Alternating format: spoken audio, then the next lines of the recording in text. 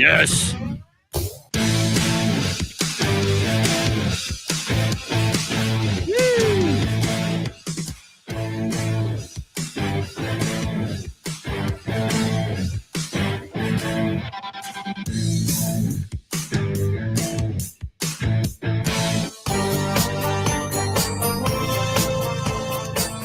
We're a little less than a minute out.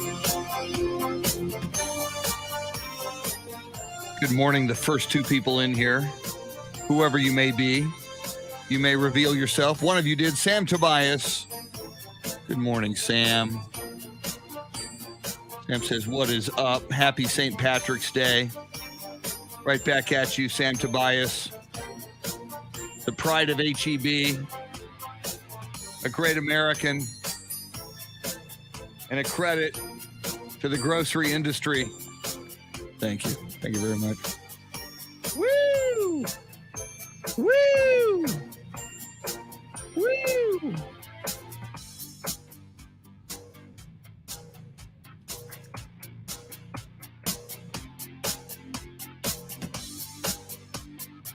Here we come.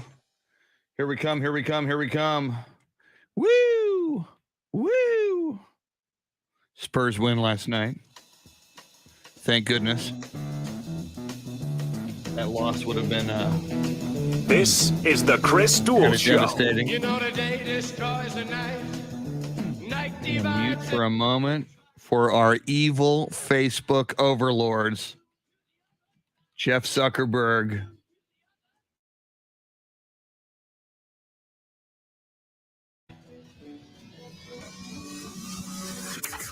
Now, Chris Duel. What a beautiful Thursday this is across America and around the world, and I would say throughout the known and unknown universe and multiverses. It's the Chris Duel Show with Shannon, Salty, Sweeney on St. Patrick's Day and on the day that March Madness begins. You've got about 4 hours, maybe a little more, but don't procrastinate like I normally do to fill out your brackets, and you should be playing with us. We've got a bracket extravaganza we will direct you to many times throughout the show this morning. Jeremy O. Kolok is your Soundscape Stylist. I'm Chris O'Duel, and Shannon Salty Sweeney just gets to keep her name without modifying it today because she's already Irish, getting ready to guzzle some of that Bushnell's Black Bush Irish whiskey if she's not already. Shannon Salty Sweeney, happy St. Patrick's Day. Happy St. Patrick's Day to you as well. I am not already. I decided to be a good coworker. I'm just starting off with my coffee. But during the shakedown today, I will go through my agenda and see how it compares to others, because we'll go ahead and get to it. We've asked on our poll question today what other people have planned for St. Patrick's Day, as it is not only St. Patrick's Day, but the official start of the March Madness tournament. So we've got watching basketball, drinking heavily, wearing green, all great options, or the ultimate answer, all of the above. So head over to Ticket 760 AM 1300 The Zone to vote and let us know how you'll be celebrating today. Well, let's see. You're wearing green, Shannon. Jeremy's wearing green. I'm wearing green. I know we're all going to be watching basketball today, the NCAA tournament, and I got a feeling we're all going to be drinking heavily. So I guess the answer is all of the above for the three of us, probably. Yes. But not right now, because we're good people. No, exactly. But, you know, the morning is young. Anything could happen. Jeremy Kolok, we've talked to you about a lot of things, and we keep learning more about you, including we found out recently you're a huge Elvis Presley fan, but we haven't talked to you about your drinking habits. Do you drink? What is your go-to adult beverage, if indeed you do? And how, sir, will you celebrate St. Patrick's Day? Good morning to y'all. Good morning. I'm a festive drinker, a social drinker. I like it for festivities, and just it depends on the situation in my opinion. You know, things were different in college, but we all have different phases of our lives. And Yes. yeah, today is all about basketball for me. I'm just gonna roll with it, see what happens. I don't even know what's in the fridge, what's available, but yeah, it's about the basketball first and foremost for me. It's just, and I don't mean to disrespect St. Patrick's Day because I love St. Patrick's Day, but it's unfortunate that it fell on the same day as March Madness because I feel like I can't give it its proper attention. But for me personally, I know other people, it probably gels well together for other people, but I would like to celebrate them separately. I feel like some of my focus that's gonna go toward college basketball today in other years would have gone toward the Irish culture and just St. Patrick's Day in general, the celebration. That's just me. I just love that today, it falls on the same day, St. Patrick's Day and the opening day. I don't count the play-in games. This is the day that we go crazy. This is when the opening day starts. Basketball, the NCAA tournament in the 11 o'clock hour this morning. The final scores come in fast and furious. There's round-the-clock basketball to watch. It is absolutely beautiful. And by the way, in fact, we should just tell people how to get to that link right now as well, Shannon. We will reveal in less than an hour. Shannon, Jeremy, and I will reveal our NCAA brackets, who we have going to the Elite Eight, who we have going to the Final Four, how deep will the Texas Longhorns go, how deep will the Houston Cougars, the Baylor Bears go, who will win this NCAA men's basketball tournament, according to Shannon, according to Jeremy, according to me. Shannon and Jeremy, I finally finished my bracket, and I hold it in my hot little hands this morning. I finished it this morning at about 4:30 in the morning, and I was going back and forth. Do I or don't I go with the Coach K magic? There's a part of me that went into this thinking, Duke is a 2 seed. 1 seeds don't always win this thing. Sometimes a 2 seed, sometimes a 3, sometimes a 4. You never know. Will the magic happen? Do I pick Coach K and Duke to create? I mean, you talk about what's the name of that song? One magic moment, one shining moment. One shining moment. Thank you. If Coach K wins it, that would be the ultimate, I think, shining moment. So anyway, we will reveal our picks just after 7 o'clock this morning. So Shannon, if people want to join us, and it's fun. I mean, even if you got brackets somewhere else, come enter your bracket with us. Let's play. Let's have fun. If you are the ultimate winner, we're going to give you something. We're still putting together a prize package for you. And if you're the worst, first of all, you'll have to compete with me for that. But secondly, if you are the worst, yes, we will publicly humiliate, mock, ridicule, and shame you in a good, clean, fun way. So Shannon, people have the clock is ticking if people want to join us on this bracket extravaganza. Yes, first tip is at 11:15, so I believe that means brackets will lock into place at 11 o'clock, so that'll be your final chance to sneak one in. We've got it available for you on the Chris Duel Show blog page, a simple leak. We're using CBS, so if you want to do the old-fashioned way and head to CBS.com or use the app, you'll just search up the Chris Duel Show with Shannon Salty Sweeney. It's just the show name, so it's easy for you to find and go ahead and enter your bracket. It's super easy to fill out, whether you're doing your due diligence and going through game by game and looking at the stats and looking at their regular seasons, or whether you're just picking off the fly. Just go ahead and get in on the bracket. We've got lots of people who have joined us this week, and I see more brackets coming in. I do see on our official page here, Chris, that you are locked in. I do see a completed marking. Yes. So good on you to start the day off strong. Well, and it was cool this morning. I did mine, as I mentioned, Shannon, at 4:30 in the morning. And, when I locked in, I then looked to see who else had done it. I saw you were locked in. I saw Jeremy was locked in. And I recognized a lot of names from our listeners and viewers who participate in the show. So that's cool. We thank you if you've joined us. If you haven't, come on. You got a little over 4 hours. And don't wait till the last second, because you'll forget. Something will come up. And next thing you know, it's going to be 11 and it's going to start. So get in there.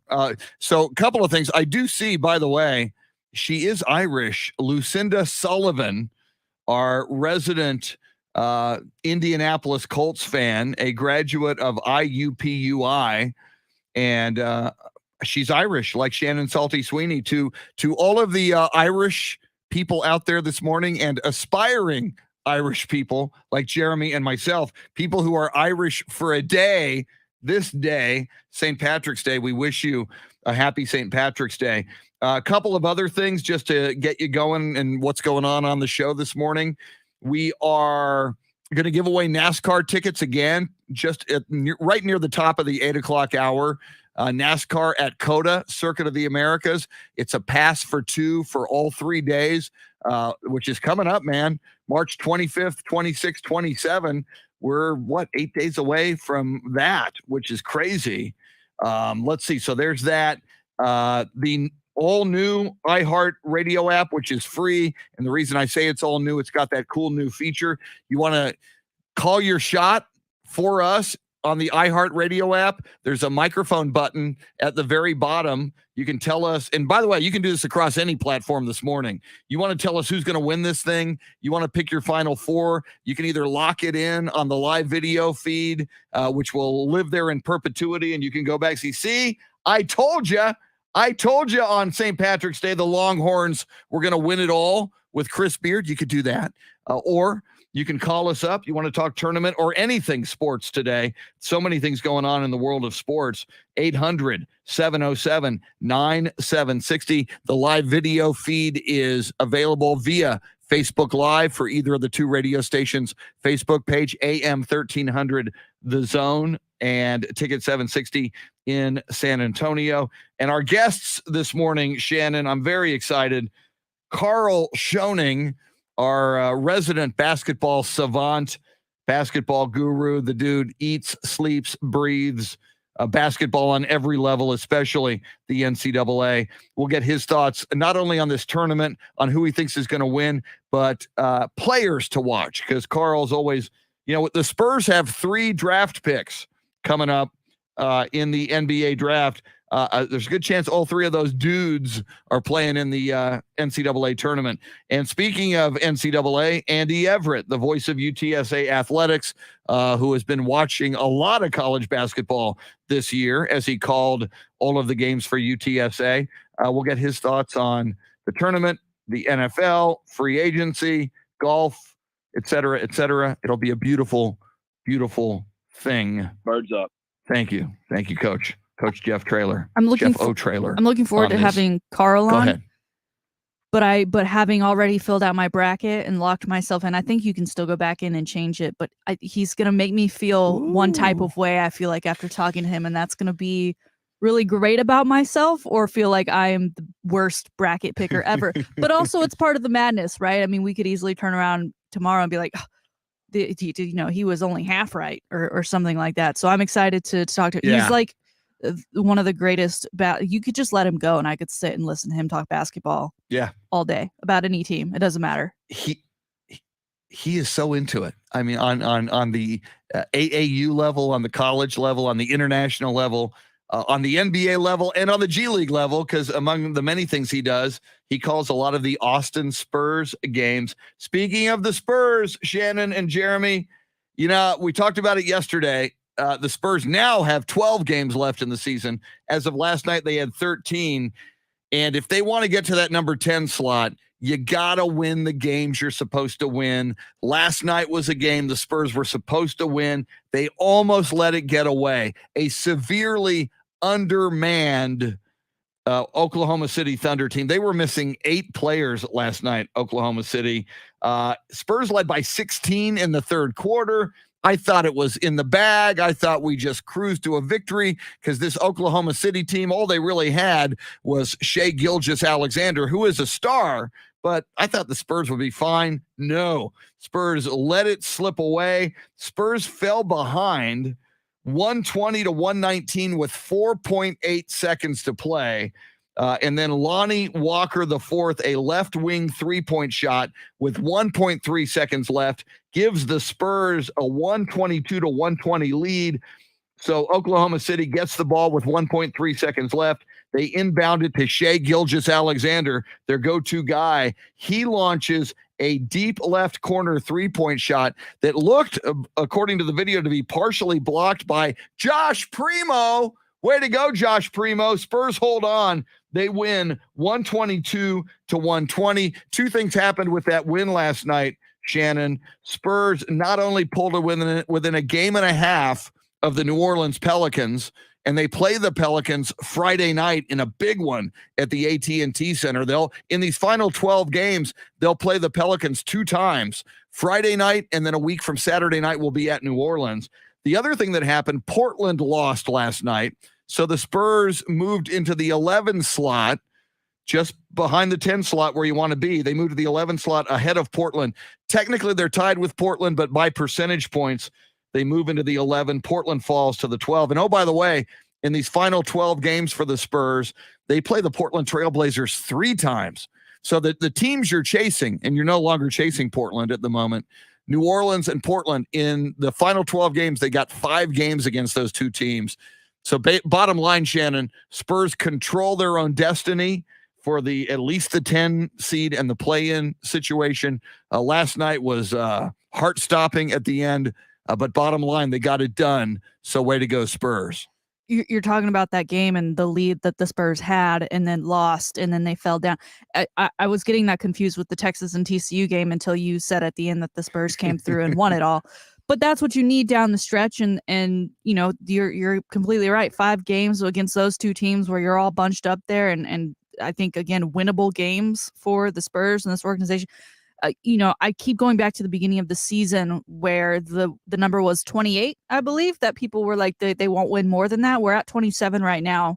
Yeah. I think we're going to surpass the critics and sneak into this play-in, whether they like it or not. And, you know, being able to win in the fashion they did last night is what it's going to take to keep going.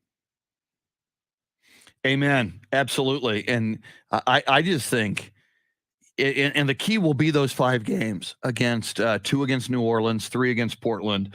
If they can win 4 of those 5 or 5 of those 5, and maybe even 3 of those 5, they'll be okay. Now, you lose to New Orleans on Friday night, you're hurting big time. So I said this last night on Spurs React, Shannon, you could argue Friday night's game against the New Orleans Pelicans here at the AT&T Center, you can make the case that is the biggest game of the season for the moment, with 12 games to play. Because if you win it, it's like, oh man, it's on.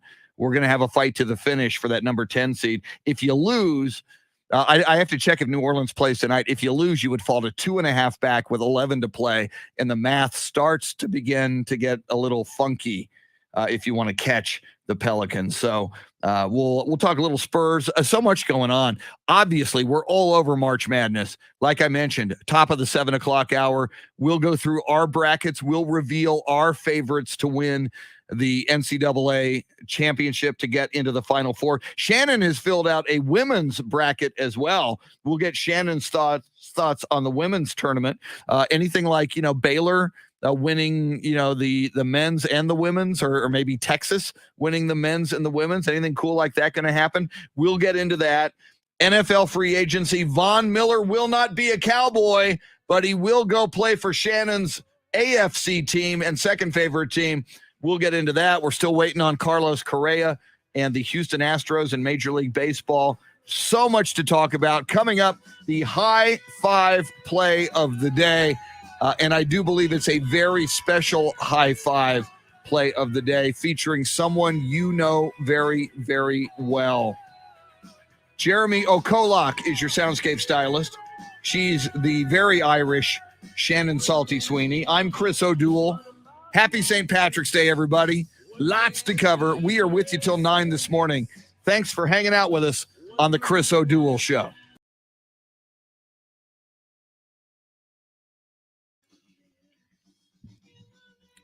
Little U2 on the way out. Jeremy Kolok, excellent. Good morning, Beth Settle. Let me see who I see in here this morning. Let's see. These glasses, I wear them, because they're Spurs glasses. But if you look at, this is what I'm looking through. So it's very difficult to see through these glasses. But again, it's not what you can see. It's what you wear, It's all about the fashion. Yeah, I'm Mr. Fashion, as you can tell from these mornings on this show. Ralph Balderas, welcome in, sir. Let's see here. Oh, yeah, Zach Greinke. Somebody brought up Zach Greinke. That made me a little cranky when the Astros lost. Zach Greinke. Sam Tobias, Tracy Bogart, Ralph Balderas, Lucinda Sullivan, who is Irish, Hector Gomez, Beth Settle. Yeah, Sam told us about Zach Greinke, who made me cranky and will now forever make me cranky. Luisa Alanis, Carl Fisher, Wes Perkins. What is Wes telling us about a power index? It says a number one seed will not win. 2 number one seeds make the Final Four. Gonzaga and Arizona. Don't bet against Iowa. They have 2 stars. Kansas and Baylor will lose in the Sweet 16. There's some prophecy for you. By the way, I do have a little Irish. It's not a 4-leaf clover, though. It's a 3. You know, I'll take it. Wearing my muscle. I had to find something green in my closet. I don't have a lot of green. Muscle Shoals, home of the Swampers. I've never been to Muscle Shoals, but I want to go. But the shirt was gifted to me by a good friend, Dr. Kurt Schultz. Pelicans off tonight. Thank you.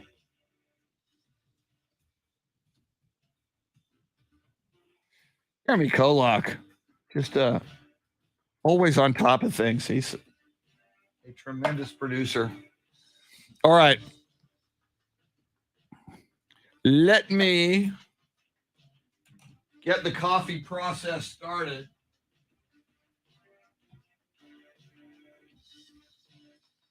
Caffeine, it's the wonder drug that works wonders.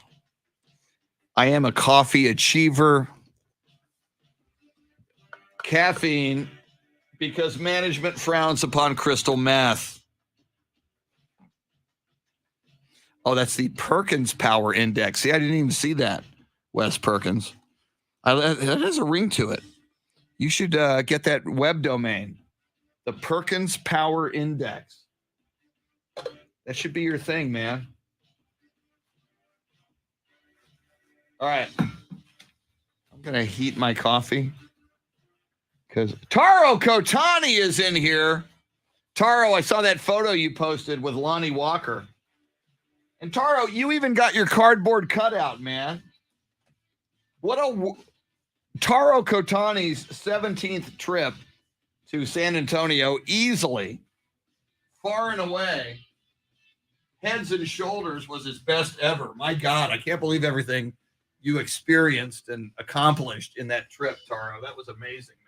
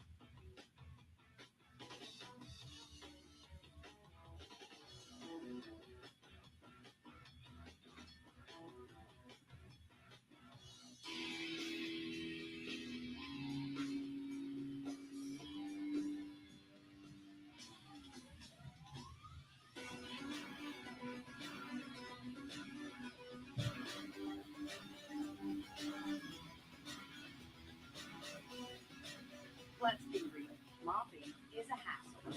You have to fill the bucket, pushing the wet, heavy mop around, then cleaning the mop when you're done so it doesn't grow bacteria. A hassle on top of a hassle. Try Swiffer Wet. With Swiffer Wet Jet, they start Woo! adding cleaning solution every time. Okay, I need to tweet out. Just toss the pad. Swiffer Wet Jet. The faster, I know we've done it a lot, but we're getting down to the wire here on this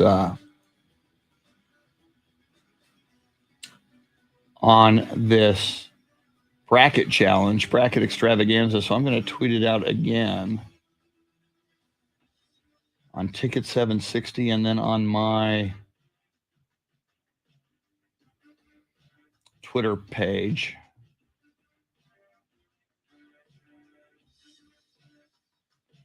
There it is. If you haven't done it yet, come on, come play with us. Play with us and against us. I think Shannon tweeted the link out here. Okay, there it is. Now let me copy that. And I'm going to tweet it out.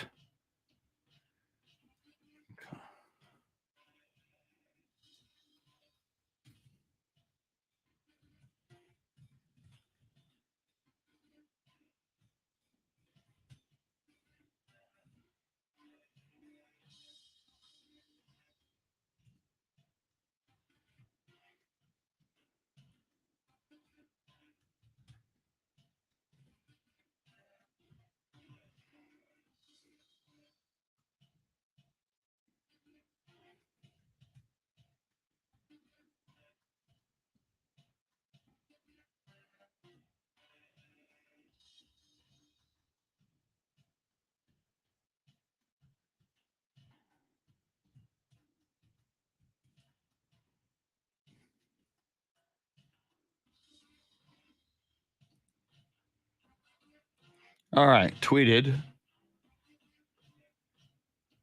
see if that came out. It shows the link correctly. Yep, looks good. Now let me tweet that on mine. Woo!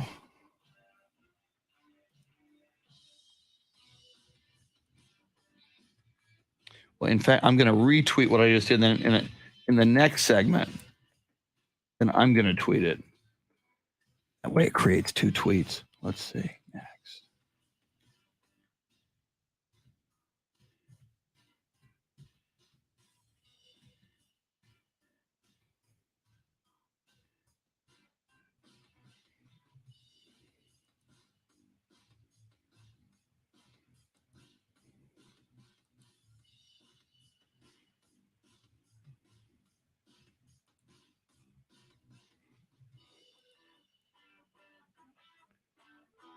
Yeah, Freddie Freeman to the Dodgers. Oh my God. Just and I keep looking for Carlos Correa news. And you know, on a certain level, it's almost like when a jury is out a long time, you kind of read tea leaves. Since Carlos hasn't signed yet, you know, you just think that he's still weighing offers, and you know, I just think you know, if he had a done deal and someone was going to throw a ton of money at him that nobody could match, you know, like the Yankees, God help us, you think maybe that would have happened earlier. So I don't want to become optimistic, because I don't think I should be, that the Astros will sign Carlos Correa, but I think it might be a good sign that, you know, as time moves forward, and here we are on Thursday, man, I thought maybe by the end of the weekend we'd hear something, and we did not. So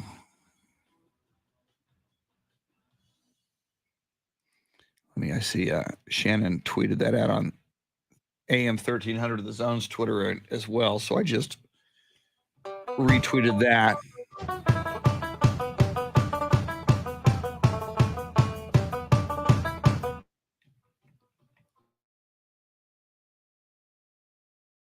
Show with Shannon Salty Sweeney. Join in by dialing 1-800-707-9760. Does that get you in the mood?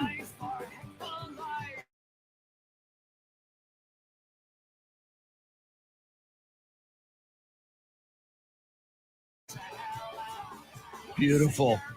Happy St. Patrick's Day. It's the Chris O'Duel Show with Shannon Salty Sweeney and the man who plays the music, Soundscape Stylist Jeremy Kolok. Enjoy this St. Patrick's Day. It's here. It's upon us. And Shannon, I think about it, the odds of, and I don't remember another one. I'm sure it's happened, but, you just look at the progression of the calendar. Opening day of March Madness, the men's NCAA tournament, is on a Thursday every year.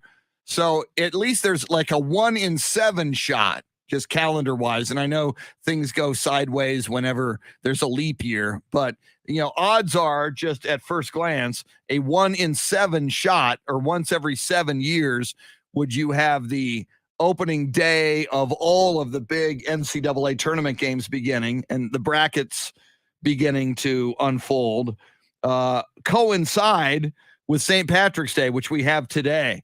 So it feels like a mega holiday to me. It just, we love the Super Bowl. We love the World Series. We love the NBA Finals, but there's something special about the NCAA men's basketball tournament. I think part of it is the brackets, because it's like we're really engaged, and it's always so insane. There's always buzzer beaters left and right. There's big upsets on Thursday. There's big upsets on Friday. It's an American tradition. It's got a completely different vibe than the Super Bowl, the World Series, even as much as we love football, and we should, the college football playoffs and the national championship game. There's an energy to the NCAA tournament that is just so unique. Now I've got this for you, because it has been a while since we've had St. Patrick's Day coincide with the start of March Madness. 2016 was the last time March Madness began on a Thursday, which also happened to be the 17th, so St. Patrick's Day. And then the following year, it was on a Friday. So the tournament was in day 2, but St. Patrick's Day was on a Friday. Now I ask you this question. Do you think that's better on a Friday, or how we're getting it today, a Thursday? Because we still have work tomorrow, you and I. I don't know about other people out there, if they're just going to go that hard and then they're going to stay home. But I have to somehow get up tomorrow to go to work to come here. So the fact that it's the first day, I kind of like it today. And I know I just figured, you and I and Jeremy will take the hit and we'll slog through tomorrow's show. But other people who have the option to call in sick, I mean, man, enjoy. If you can take tomorrow off and get away with it, do it. And extend St. Patrick's Day to the whole weekend, Thursday, Friday, Saturday, Sunday. So I prefer it today, just because of the newness and the Christmas morning feeling of St. Patrick's Day coinciding with the opening day of the tournament. What about you, Shannon? Would you rather have it on Friday? As someone who does not get the next day off, yes. Because I will be here tomorrow to talk about, obviously. I mean, what world are you living in? The sun revolves around me. But I do agree with you that, like, having it all fall on the start, that Christmas morning kind of feel. This is also like, I have plans, and we'll get more into it in the Salty Shakedown, to go to lunch today, because I don't need multiple TVs all of the time, but this is one of those days where I wish I had that, like, ultimate home theater set up, multiple screens on one wall, where I could just have it all going, because sometimes the little score tickers up top it's just not enough for me. I need to see it all. Okay, we're going to get Jeremy to break the tie, then we'll do the high five play of the day. All right, Jeremy, Shannon would rather, in terms of the tournament and St. Patrick's Day fall on a Friday. That way you can just rock out and just not even worry about work the next day for most people. You, sir, do you like it on the Thursday like it is today, or would it be better for you if it were St. Patrick's Day on the Friday of the opening of the tournament? I think I agree with Shannon that it would probably be more ideal for everyone, or just ideal for more people, if it was tomorrow. But I am thinking about, just when I think about past tournaments, aren't the first 2 days kind of the 2 big days of that first round? Like, day 2 is kind of a copy of day 1, just with, I mean, obviously completely different teams, just a whole new day.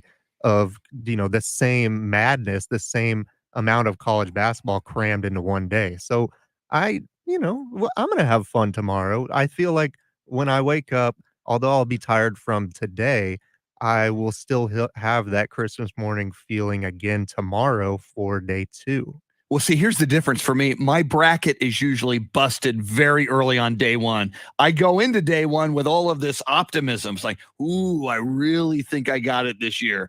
People are going to be so impressed by my prophecy. And then by like 1 p.m. on Thursday, it's like, oh, damn. So that's why I don't think Friday is a carbon copy of Thursday. I think at least I go into Thursday with all of these hopes and dreams that, man, I've been watching sports my whole life. I got it this time, man. I'm picking Coach K and Duke. Yeah. And Longhorns are going to go at least to the Elite Eight. So, yeah. And then there's some major upset on a team you really had going deep. I don't know. Is it just me, Shannon? Am I just bitter? No. When I get my bracket busted? You're right. I think last year I like gave up on my bracket after the first 2 days. Didn't even look at it, right, to see where I was in the standings or how many points out. It just didn't matter anymore. I just was watching basketball at that point.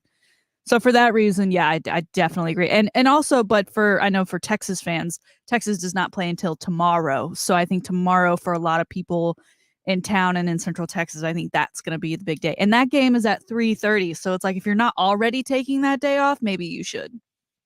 Or leave early, leave after lunch. Yeah. Right. True. You can just, they see you at work in the morning. They go, oh yeah, she was here this morning. And then, yeah, after lunch, it's like, I ain't coming back. We got Texas playing at 3:30. All right. By the way, we will pick we'll reveal, we've already picked, we'll reveal our brackets unto you just after 7:00. KARL SCHOENING, our basketball guru and savant, at 8:05. Andy Everett at 8:35. Salty Shakedown, Sports History, Sports Birthdays at 7:35. But right now it is time for the high five play of the day. If you listen to these radio stations like you do right now, like you're doing right now, you're going to know the person who's getting the high five this morning. The high five play of the day is appropriately sponsored by High Five, 2 locations in the Austin area. And Shannon, on a St. Patrick's Day, and as we begin this NCAA tournament, I imagine High Five would be a place where you could not only enjoy your sports, but I got a feeling there might be some green beer going on at High Five today. I got a feeling there might be some as well, and a great place to post up and watch all of the action. And you don't have to just sit there at the bar at the table and watch action. You can head up to the bowling alley, the double-decker bowling alley out at that Lakeway location, as there are giant screens at the end of every lane, and catch all of those games as well. High Five, a great place to spend your March Madness and your St. Patrick's Day today. Chris, yesterday we kind of mentioned that we needed to do this, so today we're making things right. We're putting our focus on the one and only Mr. Mike Taylor. He, I think, always deserves a high five because he's just that cool of a dude. But he's actually in town, right? So I think you or Jeremy, you could physically give him a high five. Well, and just breaking news, I think his flight left at 6:00 this morning. Oh, so he was, no. I think I heard him say that yesterday to Puma on the show. But he was in town at the top of this hour. Okay, that works. He's probably over Midland by now. Who knows? There you go. Well, next time, give him a physical high five. Mike Taylor, as we know, he's brash.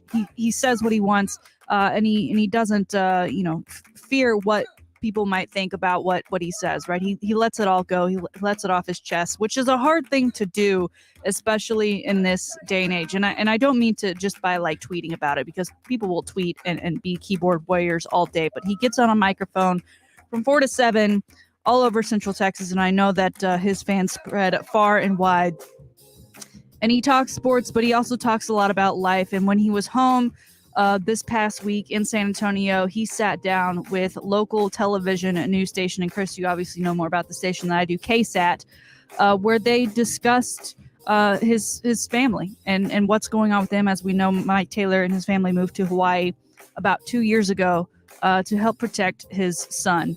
and because the laws here in Texas don't make it easy for transgender children and their families.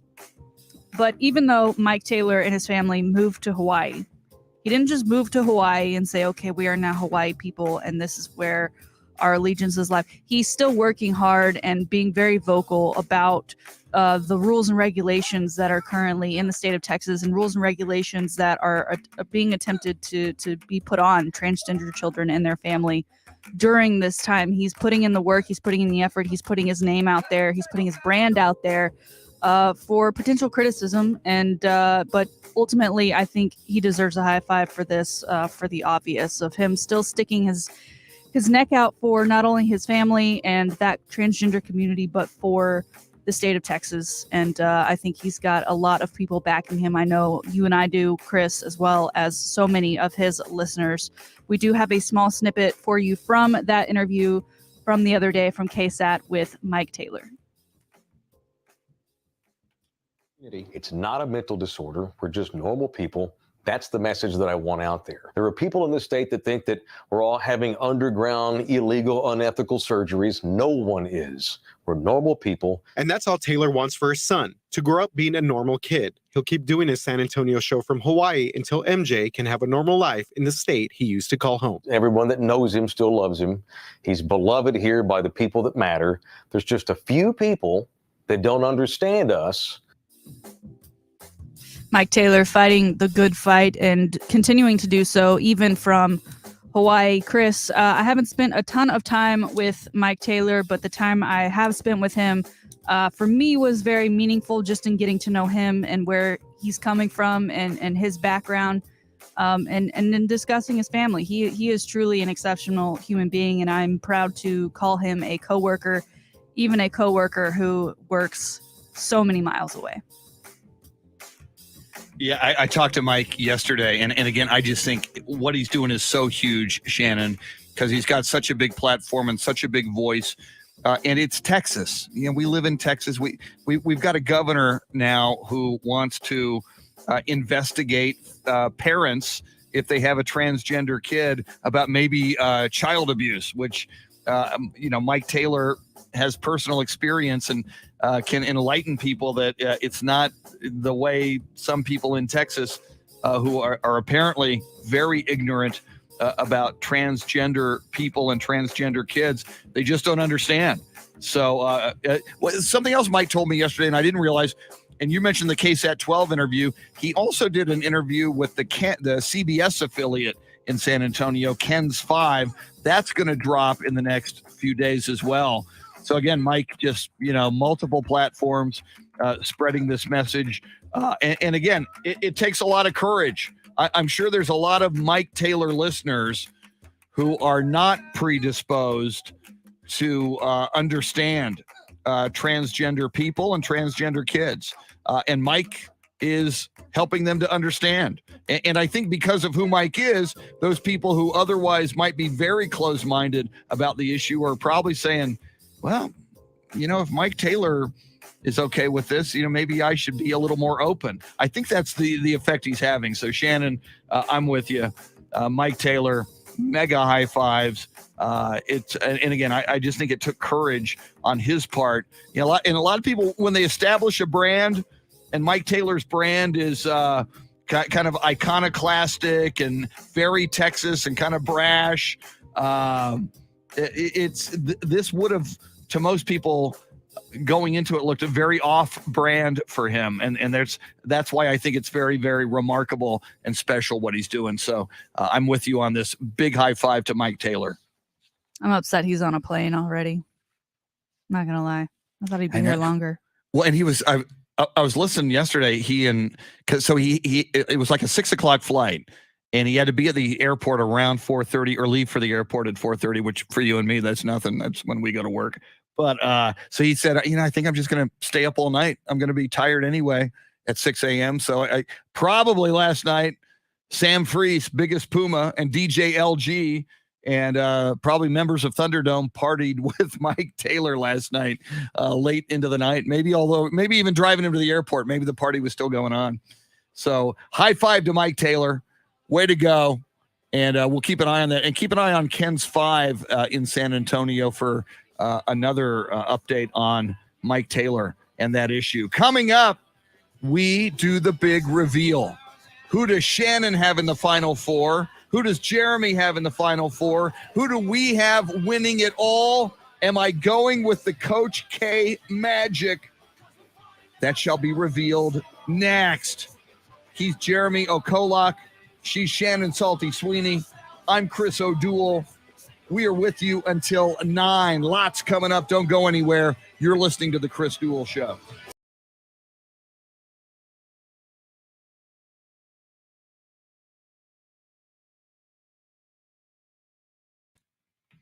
Woo! Thank you, Robert. Yeah, Robert, Mike Taylor has that barbecue coming up. That's in May, isn't it? I think it's in May. All right, Sam is saying that Ken's 5 interview is coming next week. Cool. He's probably asleep on the plane as we speak. Yeah, probably before he went to sleep, though. He probably ordered a couple of cocktails from the flight attendant. I'm guessing. All right, I need to edit some spots. So let's do that. Although I think I'm going to get some coffee first. How about that? Let's do that. Okay.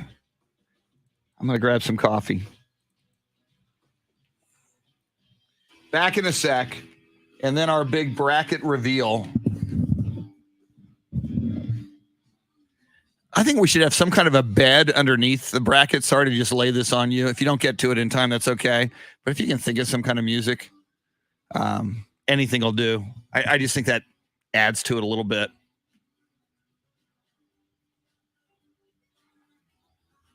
Nothing like a last second request.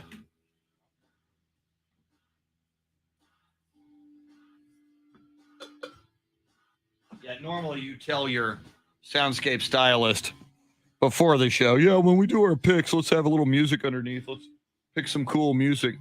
I just told him.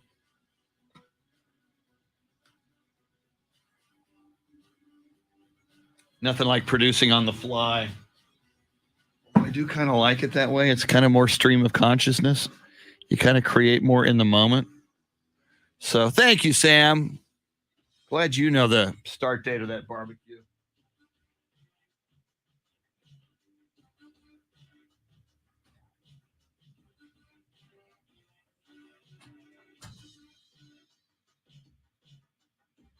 If you think you can't afford LASIK, you're wrong. The LASIK Vision Institute is making LASIK more affordable than ever. Right now, get $1,000 off our wave-like laser when treated in March. That's $500 off per eye, plus a free consultation to see if LASIK is right for you. The LASIK Vision Institute. Visit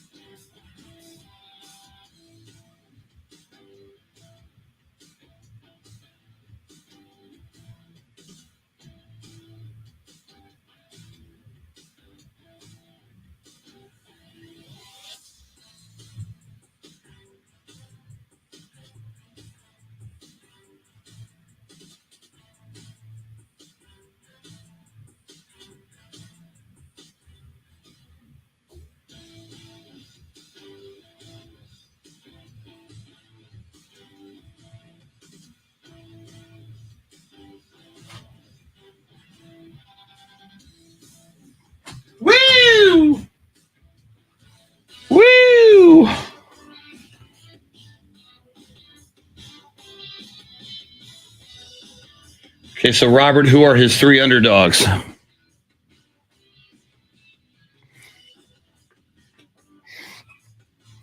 Maybe I can revise my picks in time. There's my bracket. Now I need...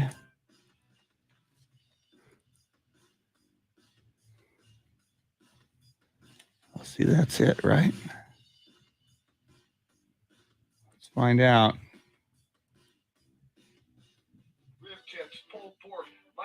That's it. Big Bib Barbecue. So let's do that.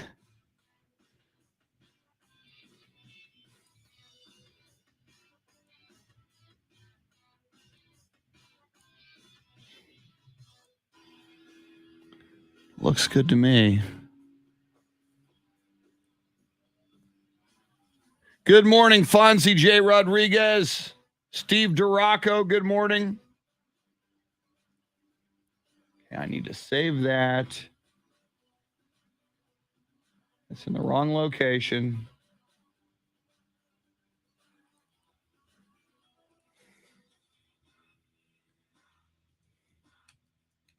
Ah.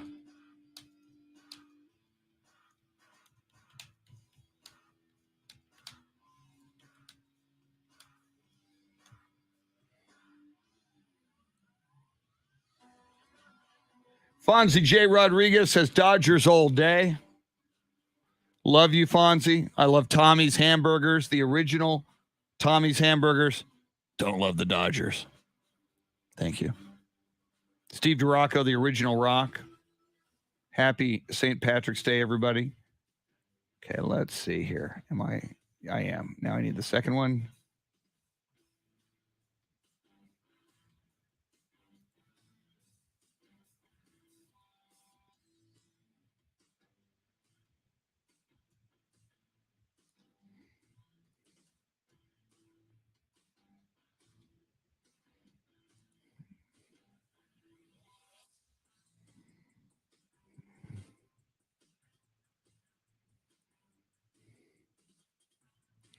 Jeremy has just walked out the door.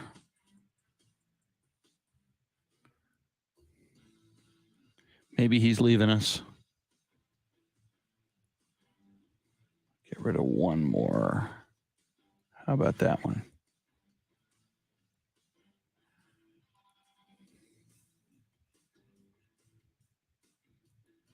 And now a message from Husk Tissues.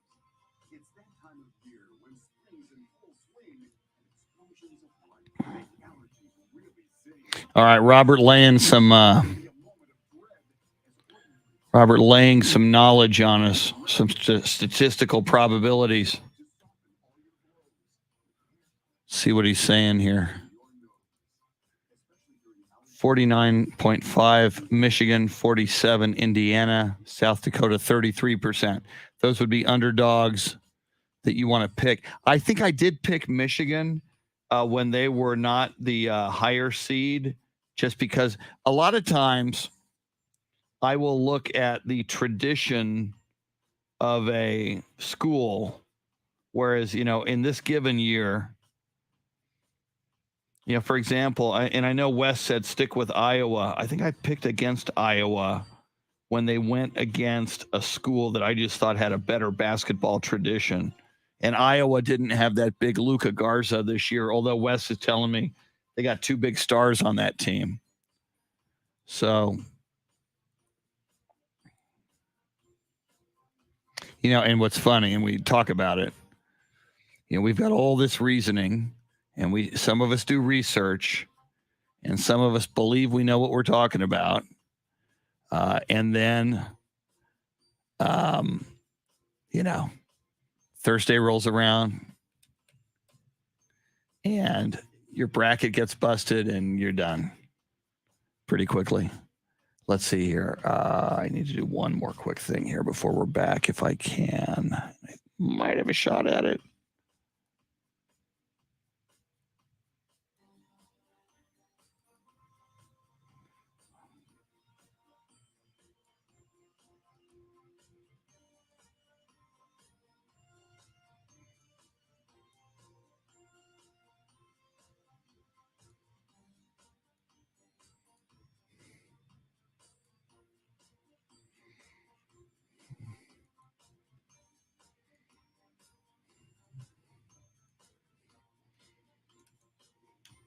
Okay. Buenos dias, Jason Paniagua.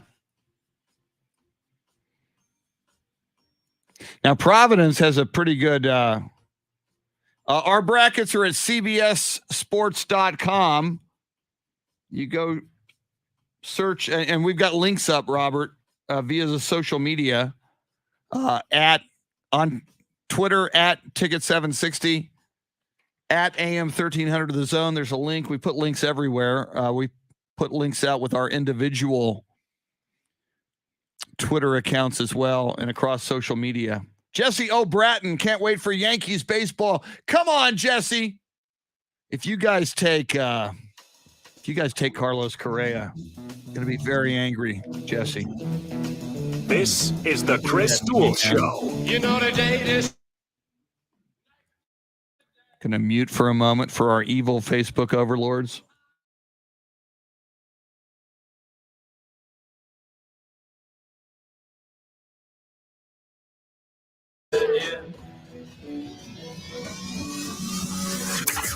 Now, Chris Duel.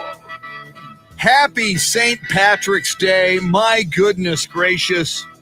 St. Patrick's Day is always special, but I got to believe it's extra special on a Thursday like today as we embark upon March Madness, the NCAA men's basketball tournament, 11 o'clock hour. First game is at 11:15 this morning. That is just over 4 hours from now.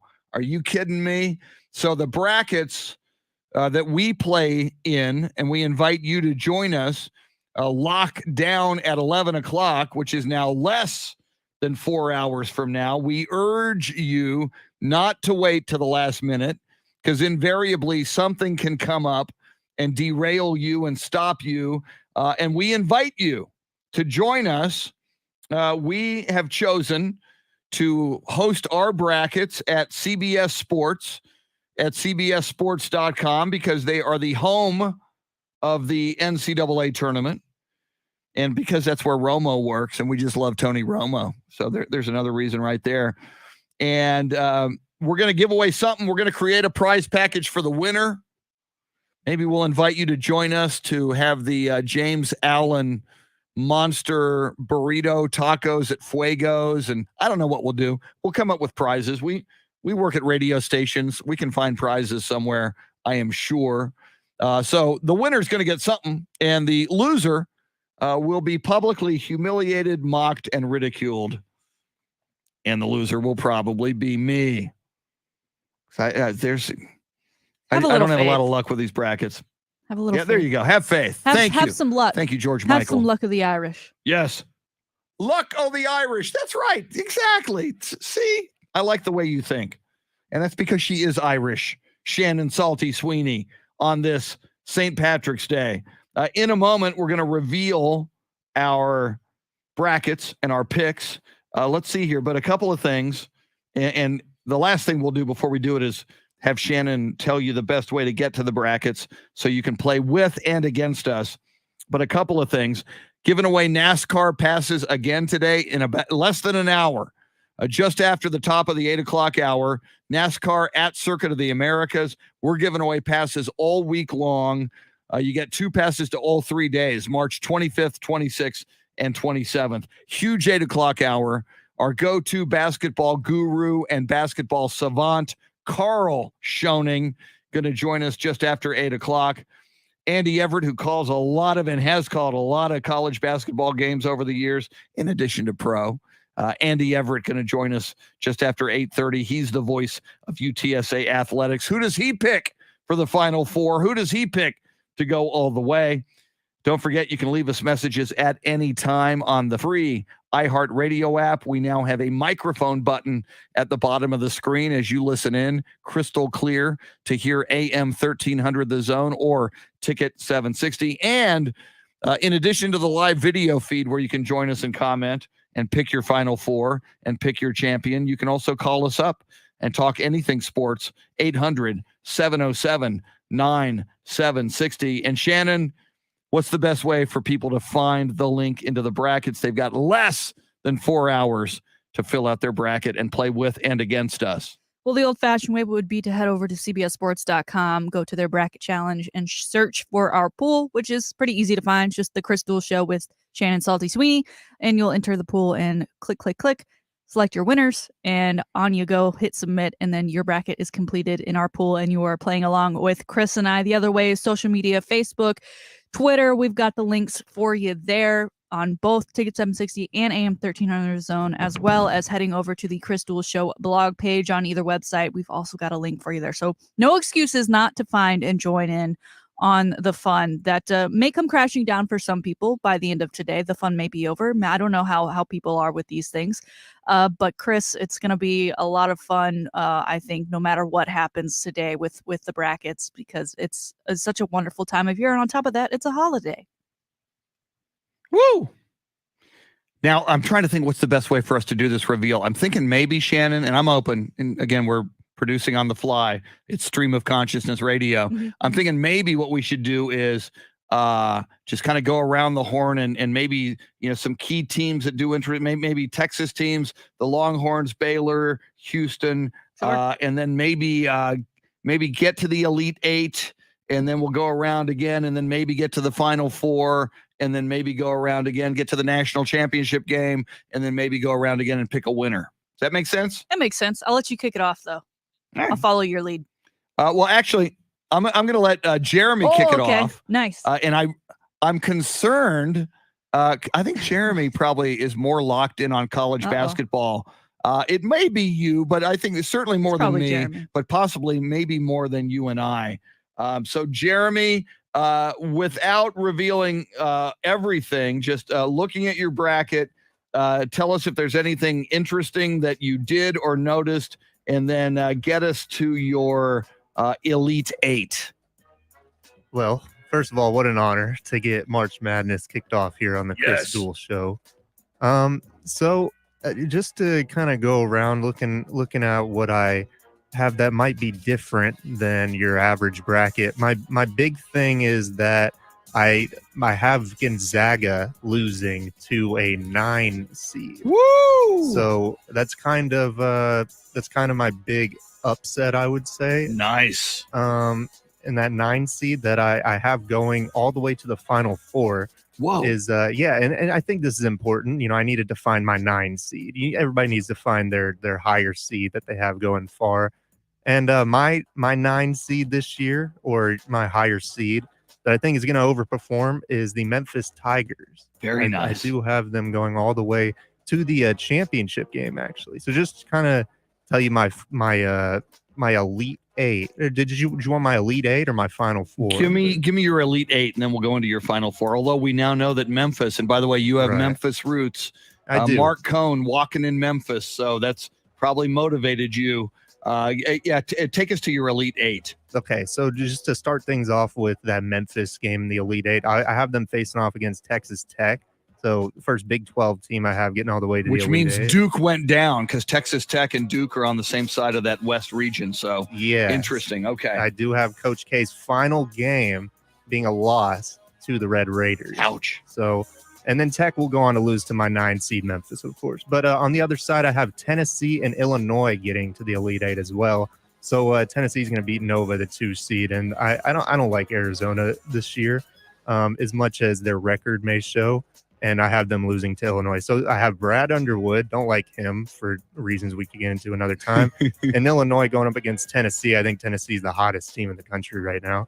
On the other, on the bottom end of the bracket, I have Baylor facing off against Kentucky. So that's a 1 seed and a 2 seed, another Texas and Big 12 team. That's a good matchup. And then on the other side of that one, I have Kansas going up against Auburn. That's a 1 seed and a 2 seed as well. So another Big 12 team. And my Final Four is Memphis, Kentucky. Whoa. We're going to wait till the next round for your Final Four. My bad. We're going to go to the Elite Eight. Elite Eight. Yeah, there's, right. Memphis, kind of the. We'll get your Final Four in a sec. Yeah, the surprise in there. I like it, though. 2 Texas teams, 3 Big 12 teams. I like the way you think. All right. So Shannon wanted to go last, so I'll jump in next.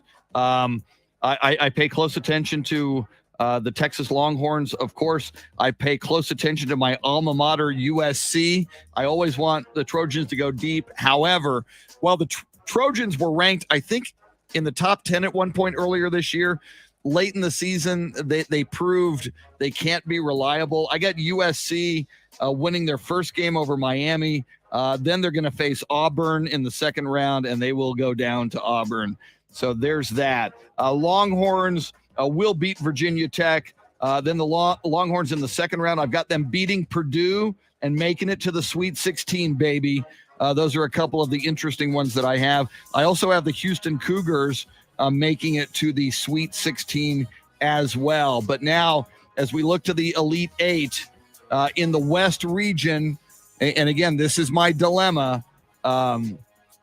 Do I want to pick Duke to go all the way? In the West region, I've got a matchup in the Elite Eight of Gonzaga versus Duke. Drew Timme, the guy who likes to flex his muscles, and he's very egotistical.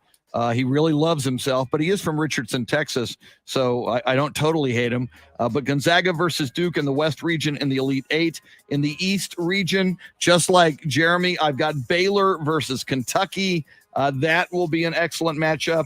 That is, I believe, a 1 versus a 2 as well. In the Elite Eight in the South region, I watched Arizona a lot because I'm a USC guy in the Pac-12. I think Arizona's tough. The Wildcats, they always are. Jeremy, not that high on them, but I do have them in the Elite Eight facing Tennessee. Tennessee, a 3 seed, making it to the Elite Eight with that matchup against Arizona in my book. And again, I think Jeremy had this matchup in the Elite Eight in the Midwest Regional. I've got Kansas, a 1 seed, versus Auburn, a 2 seed. That rounds out my Elite Eight. And we now go to the bracket of 1, Shannon, Salty, Sweeney. Well, I'll work backwards out because we do have a lot of similarities when it comes to the Elite Eight. I've also got Kansas v. Auburn and Arkansas v. Texas Tech. But when it comes to that South side, I've got my highest seed in the Elite Eight is the University of Houston, the Cougars. I think they can often be quite a surprise because the conference they play in is not known to be the greatest, right? It's not a Big 12. It's not an ACC. It's not an SEC. But they always come on really strong come tournament time. And throughout the season, they scored a lot of points. And you need points when you're playing in these tournaments. So I've got them taking on Tennessee in that one, which is also similar. And then where you guys have Baylor, Kentucky in the East, I have UCLA. And I apologize, Chris, because I know that hurts your heart a little bit there. But I've got UCLA taking on Kentucky. Now, obviously, Texas, something that we're all going to keep an eye on here. I think Chris Beard will find success in that he will win a game or two. But I think they meet Kentucky in the Sweet 16, and their road will end there. Now, Baylor, who, of course, is the reigning NCAA tournament champ, I think they get stuffed by UCLA, bear on bear crime, and that is where their journey will end, and they will not be able to repeat their championship. Super interesting looking at that East side of the bracket, obviously where Texas lives. You see that number 9 Marquette, which is now the school of one Shaka Smart. They are taking on number 8 North Carolina. If you were, looking at the bracket right now, you would see that the only way that Texas and Chris Beard would take on Shaka and his new team would be to make it to that Elite Eight. But as I said, I had Texas leaving after the Sweet 16, and I do not have Marquette going any further than game 1 with them taking on North Carolina. But that would be an interesting upset game for some folks to pick, as that is a 9-on-8 game. All right, are we ready for the Final Four now? Going back around, Jeremy? We moved to the Final Four, so we'll circle back to Jeremy now for his Final Four. And I do, just for a second, you talked about Marquette versus North Carolina. And again, in a game like that, I look at, when I make these picks, if there's a blue blood basketball powerhouse, and certainly North Carolina is that, in a close one, when it's kind of a judgment call, I did what you did. I went with North Carolina in that situation. Jeremy Kolok, take us to your Final Four, and how do we get there? Well, first, I just want to question Shannon. You're going to bring up the possibility of Texas facing off against Shaka Smart, but you're not even going to mention that if Tennessee and Texas were both to get to the national championship, that Rick Barnes would go up against Texas. I feel like that's a little disrespectful to Rick Barnes. I mean, we played Rick Barnes already this season, and we got the best of him. But that's a lot. That would be a really long road for Texas and Tennessee to face off again here. But I like it. I like your thought. I just like Tennessee this year. But speaking of Tennessee, they're one of my Final Four teams. I'll have them facing off against Kansas of the Big 12. And like I said, I'm a Big 12 loyalist. I feel like if teams can get through that Big 12 schedule and still be intact toward the end of the season, not to mention the Big 12 conference tournament too, which, I mean, the Big 12 teams just beat up on each other. And I think Kansas is really good this year. I know there's a lot of seasons where they're a 1 seed or a 2 seed and then they underperform in the tournament, but I think they're even better this year than normal. On the other side, I have Memphis facing off against Kentucky. So this would be Coach John Calipari facing off against his former team. Yes. The team that he first got to the national championship with, which was here in San Antonio in 2008, I believe, when Mario Chalmers hit the game-winning shot for Kansas over Coach Calipari and Memphis's Derrick Rose. I got to jump in for a moment on ahead. that moment. They gave us amazing media seats for that game. I was at that national championship game. Right behind me was John Calipari's family and his daughters. And he had some pretty good looking daughters, by the way. And but we were like right behind the bench, and like the Calipari family was behind us for that game. And a lot of times media, you get media credentials and you go, they got us up in the nosebleeds. That day, they had us like right behind the bench. It was amazing seats for that national championship game. Just had to throw that in. Jeremy, go ahead. No, go ahead, Shannon. Chris, Justin Timberlake was also behind the bench in that game. Where were you? Because he's a Memphis guy. I guess. I think I was blinded by the Calipari daughters. I didn't notice Justin Timberlake in that building. Yeah, unfortunate. My bad. Had I known you, I'd have saw. Well, had I known you, you'd have been sitting next to me, and you'd have been, ogling Timberlake. So, anyway, I digress. I was kind of a Memphis fan, so that situation hurt a little bit. I like Derrick Rose and his play on the floor. But so yeah, my Final Four, I have Memphis going up against Kentucky, and Tennessee going up against Kansas on the other side. And I will stop there as to not go too far this time. Yeah. We're going around the horn. All right, I'll go next. My final, I will get to Gonzaga versus Duke last, because that was my big question. Filled this out at 4:30 this morning. In the East region, Baylor versus Kentucky. As Shannon mentions, Baylor is the defending NCAA men's basketball champion. They go down. The Kentucky Wildcats go to the Final Four. They will face the winner of Duke versus Gonzaga. Meanwhile, across the bracket in the Midwest Division, it is Kansas versus Auburn. I think I learned from watching the Big 12 closely this year that Kansas, while they are Kansas and they are very good, I don't think they're reliable game in, game out. I think it'll be tight, but I'm going SEC and I'm going Auburn to advance to the Final Four, and they will face the winner of the South region. Tennessee, Jeremy, very high on Rick Barnes in Tennessee. They face Arizona. I'm using my Pac-12 bias here. Arizona, I got a feeling about them this year. Arizona defeats Tennessee, so Arizona goes to the Final Four. They will face Auburn in the Final Four. I mentioned Kentucky went to the Final Four. Here's my big one that was big for me personally. I want the magic to happen. I want Coach K to win the darn thing. It'll be one shining moment like it never was before. Duke takes on Gonzaga, and evil Gonzaga wins. Gonzaga, this morning I just felt it. Gonzaga will send Coach K home. Drew Timme will flex his muscle and his bicep like he's really something special, which I don't really think he is. Gonzaga advances to the Final Four. They'll face Kentucky, as I mentioned. Arizona will face Auburn in the Final Four. Shannon, Salty, Sweeney, your Final Four. All right, well, starting in that West region, I think this is where I've got more of the surprises. I've got Arkansas playing Texas Tech in the Elite Eight, and I think Texas Tech gets their ultimate vengeance on Texas and Chris Beard's program by making it to the Final Four this season. Coming out of the East, I've got the UCLA Bears upsetting Blue Blood Kentucky to take on Texas Tech.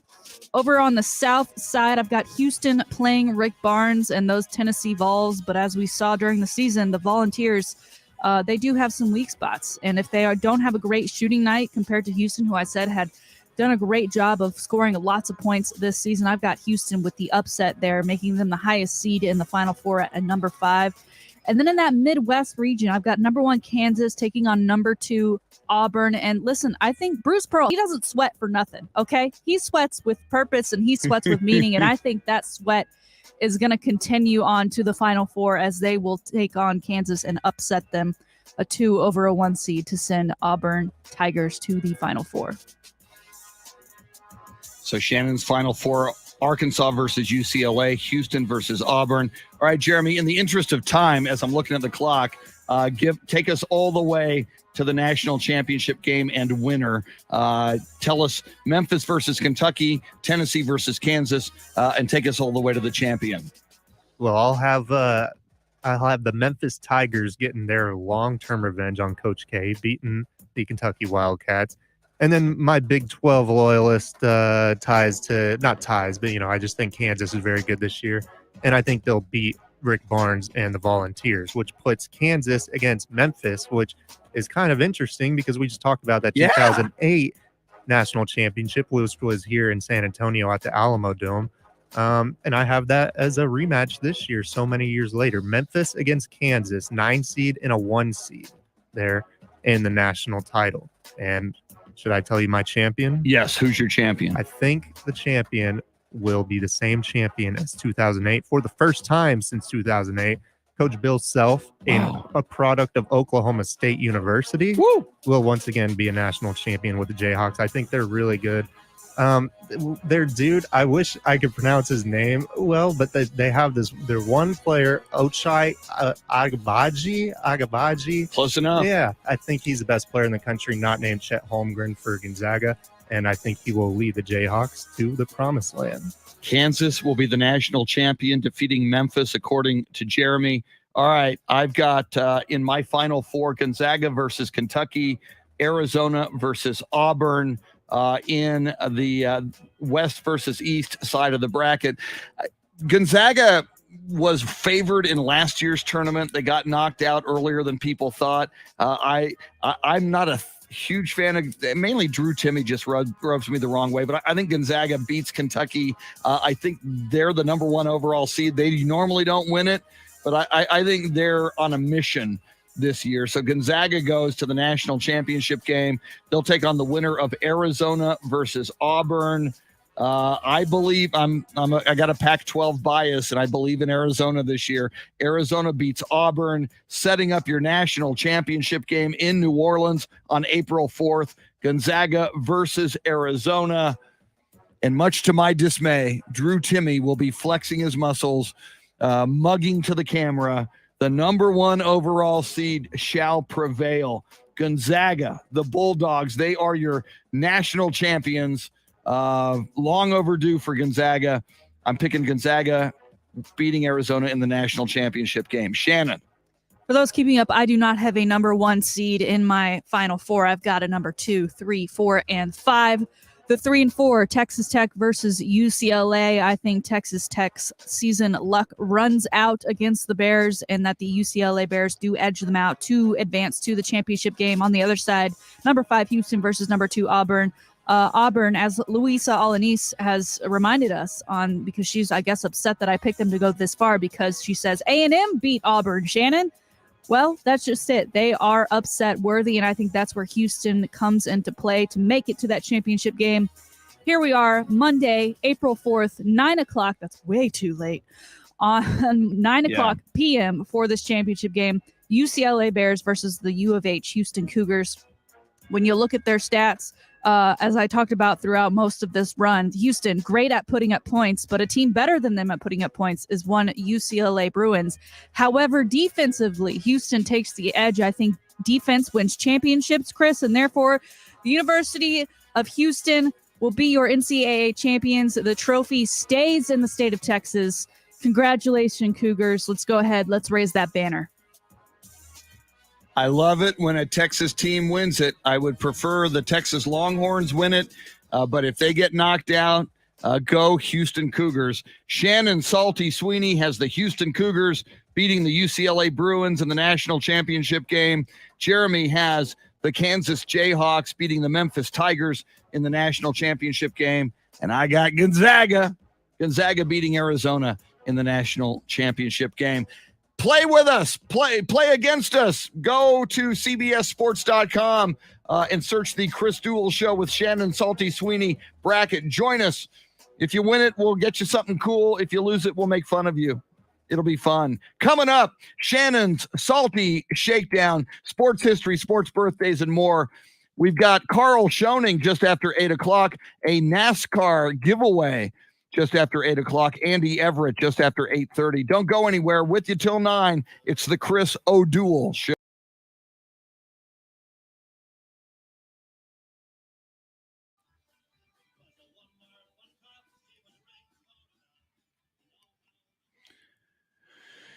Woo!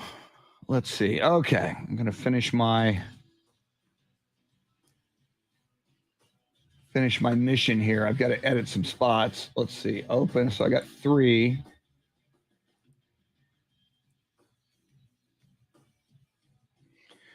Very good choice on the music. That was great stuff. Thank you, sir.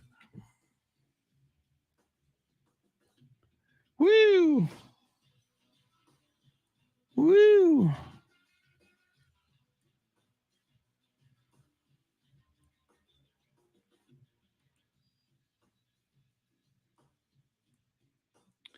Do that.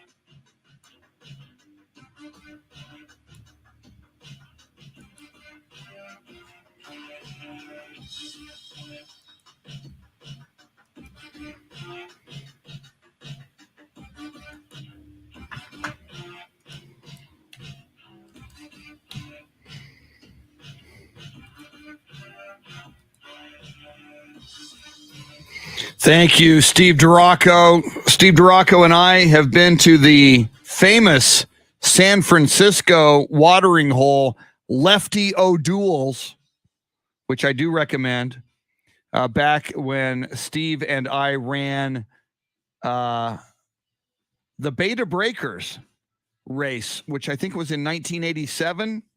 Steve, I think that was in either 87 or 88. I think it was 87. Could have been 88.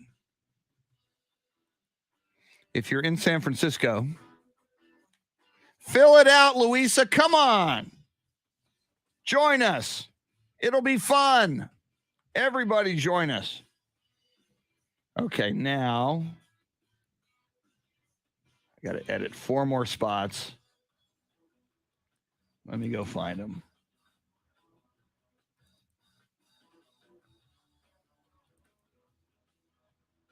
There they are. There's one.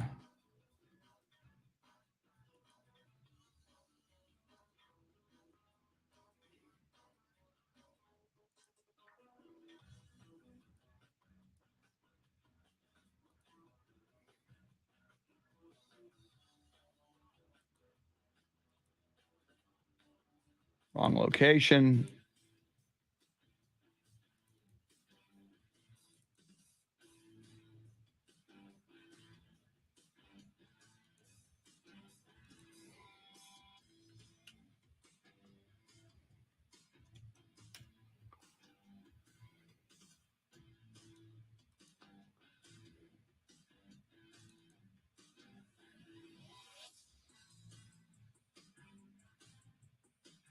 And now a message from Pups Tissues.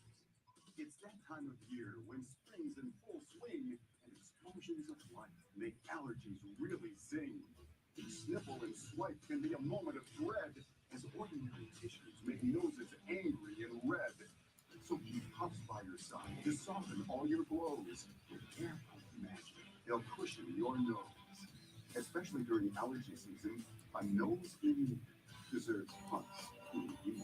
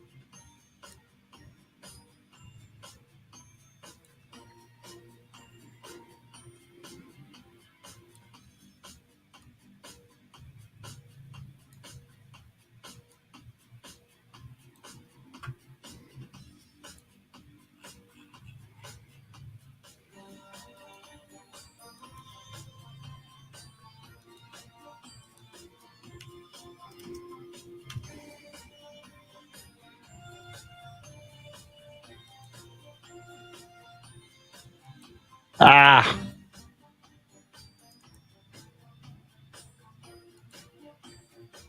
Stop it.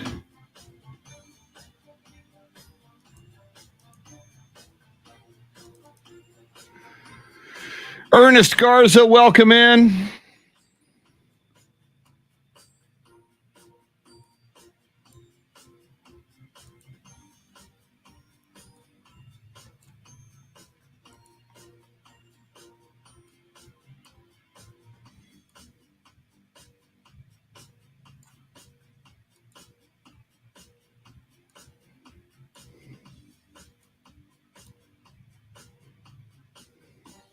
Here we go. Here we come.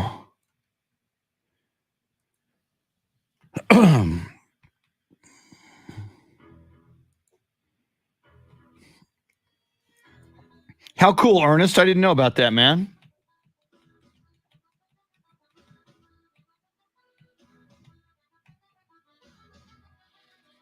Let's get back to the Crystal Show. Find Chris and Salty on Twitter at Chris Duel. And a very happy St. Patrick's Day to you. We've been talking about it all morning. What a St. Patrick's Day this is. Opening day of March Madness in full force. I know you had the play-in games, but that's not March Madness as far as I'm concerned. And I think most people would agree. It is what is going to take place today, beginning at 11:15. And that is very importante, because if you're going to play in a bracket challenge, and we urge you can play in a lot of bracket challenges, join us. We're going to have some fun and talk about it throughout the tournament. And we'll create a prize package of some sort for the winner. It'll be cool. It'll be fun. Probably involve some food of some kind. Who knows what else? Hat, T-shirt. I don't know. We'll go rummaging through the radio closets and see what we can find here. So the winner will get bragging rights. We will praise you. We'll interview you on the radio if you want. And the worst among us, which might be me, will receive scorn, ridicule, mockery, and all that comes with being last. So we sent out links everywhere on our Twitter pages, on the radio station Twitter pages, and social media on the websites, am1300thezone.com and ticket760.com.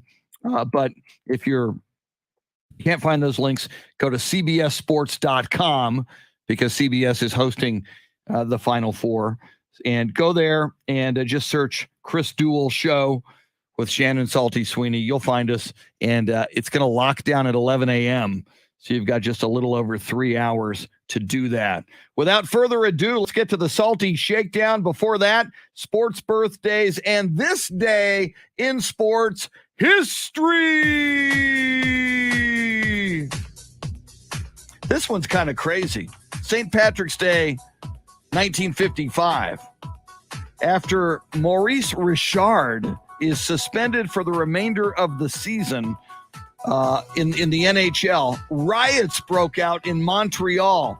37 people are injured and over 100 are arrested over suspending a player. The following morning, Richard went on the radio and begged citizens to stop vandalizing the city of Montreal. Wow, you Canadians got a little intense, eh? On this day in 2018, on St. Patrick's Day, Ireland beats England 24-13 at Twickenham to wrap up Six Nations Rugby Championship and the third Grand Slam and 11th Triple Crown for Ireland in rugby. And there's another Irish connection on this St. Patrick's Day. In 2019, the PGA Players Championship, TPC at Sawgrass, Rory McIlroy of Northern Ireland wins the biggest check in golf, $2.25 million by one stroke over Jim Furyk. He had the luck of the Irish on this day in 2019. That's your sports history. How about some St. Patrick's Day birthdays? Born on this day in 1902, one of the greatest golfers ever, Bobby Jones Jr., 13 major titles and a Grand Slam in 1930. Bobby Jones, born in Atlanta, Georgia. He died in 1971. Born on this day in 1914, NFL Hall of Fame quarterback Slingin' Sammy Baugh was born in Temple, Texas. Sammy Baugh passed away in 2008. Born on this day in 1938, Texas Longhorns head football coach Fred Akers. Coach Paul Alexander used to host the Fred Akers Show on TV in Austin. Fred Akers was born in Blytheville, Arkansas. He passed away in 2020. And finally, born on this day in 1972, American soccer sensation, played in the Olympics in 1996, Mia Hamm, who at one point, I think in high school, lived in San Antonio. Mia Hamm was born in Selma, Alabama. Those are your St. Patrick's Day sports birthdays and sports history. And now, ladies and gentlemen, boys and girls, friends, Romans, countrymen, farm animals, pole assassins, monkeys, mad dogs, Englishmen, and Irishmen and Irish women. Here it is, Shannon's St. Patrick's Day Salty Shakedown. I don't know if you call it luck in the trading card industry when you purchase packets, right? Because they come sealed and you don't know what you get until you purchase the packet and you open up what's inside. And sometimes there is great joy and other times just great disappointment. Maybe you get a bunch of cards that you already have.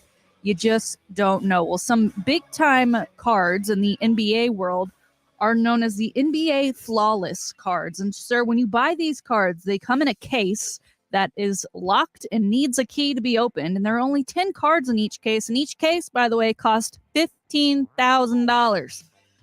Not sure why, but I guess those cards are just that valuable. And the most valuable cards in the entire collection are called the Triple Logo Man. And so there are only 5 of these total in the entire collection, and there's different versions of them. And essentially, it's the NBA logo 3 times and then features either one or multiple athletes. For instance, LeBron James, one features him in a Cavs uniform, Heat uniform, and Lakers uniform. There's one that apparently some person already received that has what looks to be Giannis Antetokounmpo, Steph Curry, and Kevin Durant.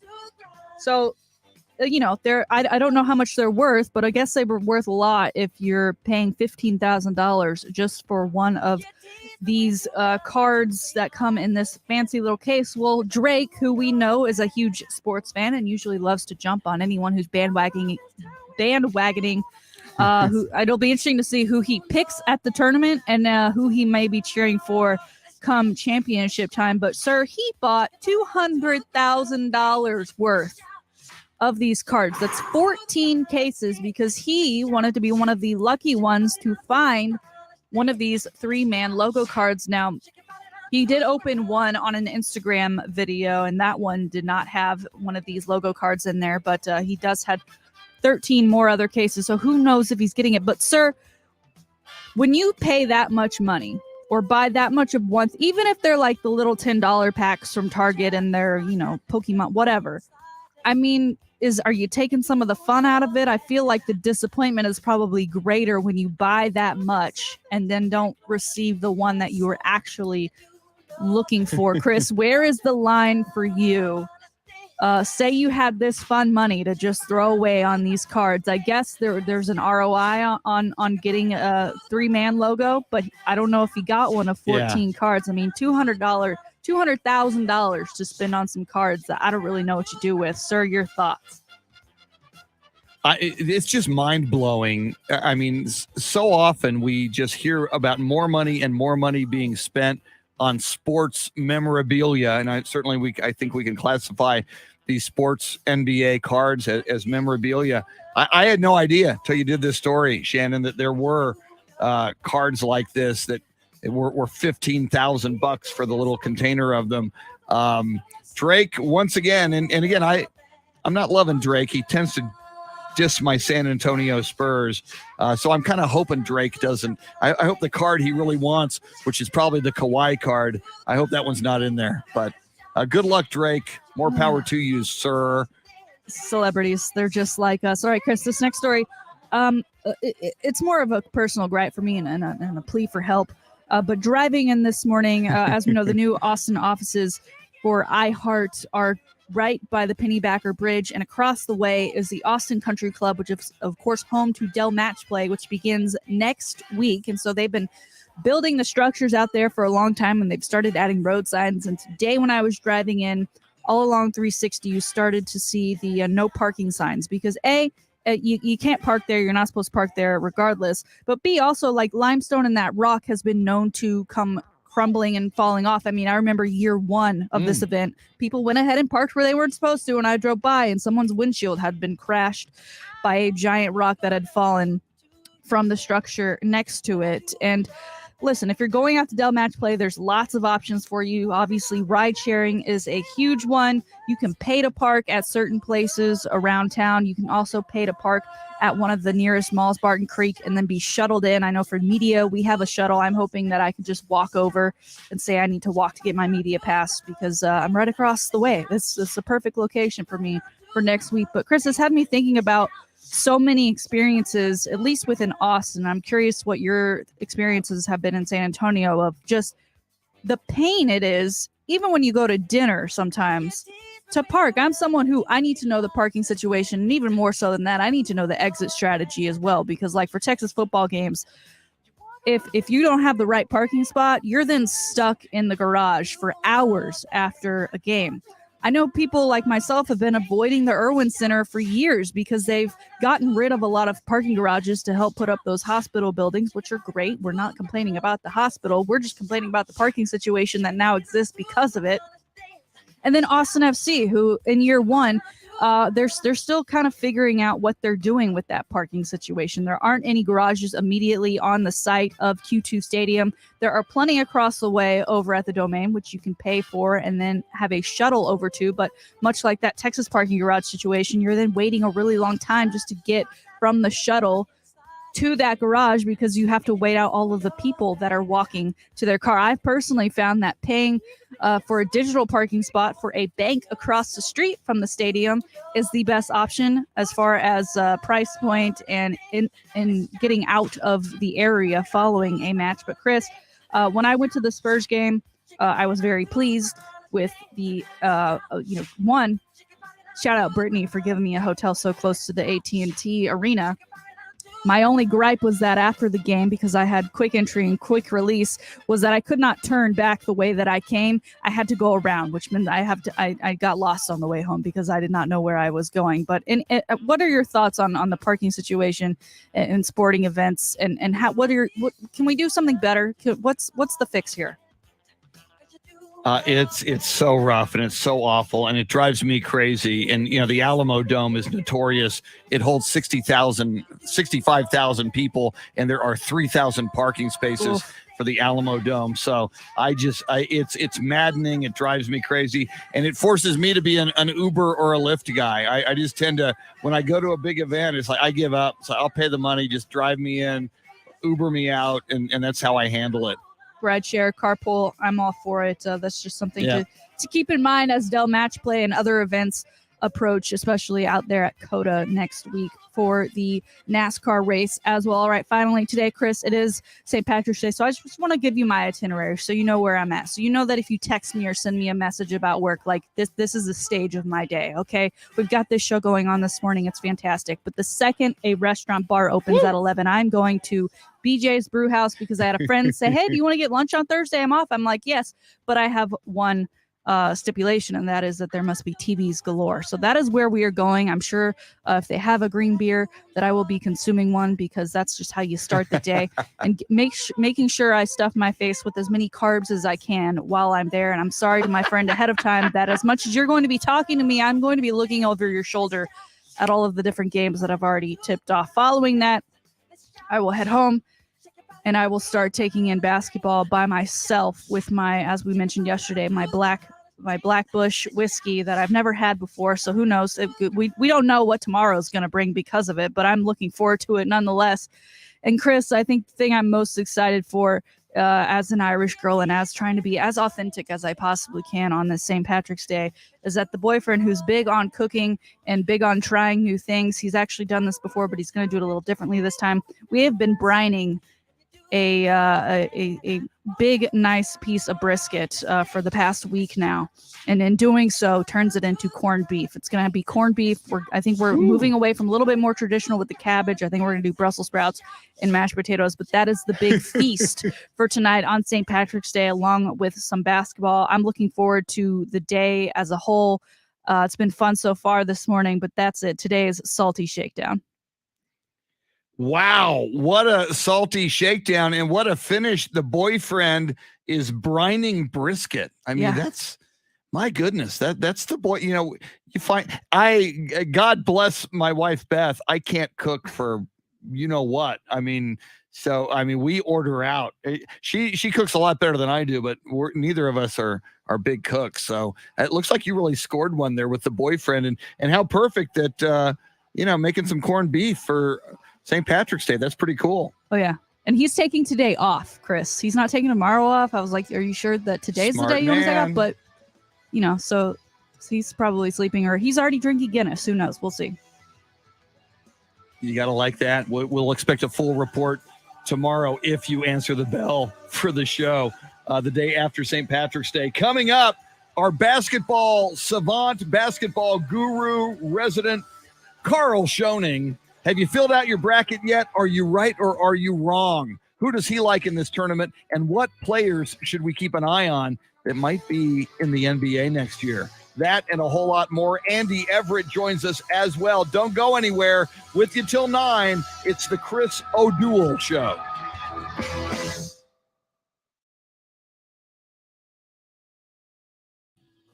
Woo!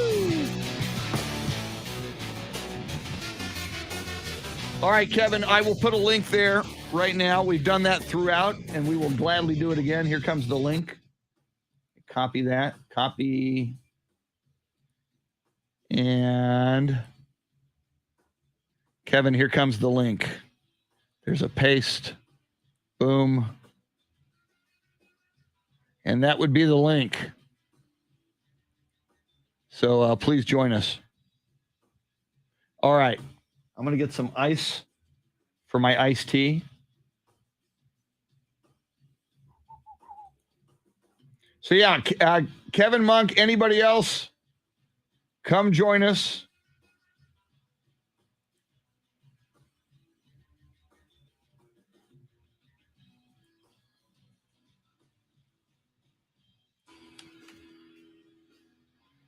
All right, I'm getting ice, and I shall be back. Let you enjoy Jeremy Kolok up close and personal. Jeremy Kolok to you.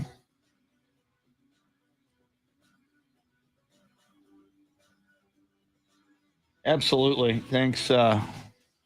Thanks for playing with us. I think it's always fun. Even though I've not enjoyed success, I don't think ever with an NCAA bracket. But what the heck? It's the American thing to do. We said yesterday, if you don't fill out a bracket, you are un-American. It's America. America. Be a good American. Fill out your bracket.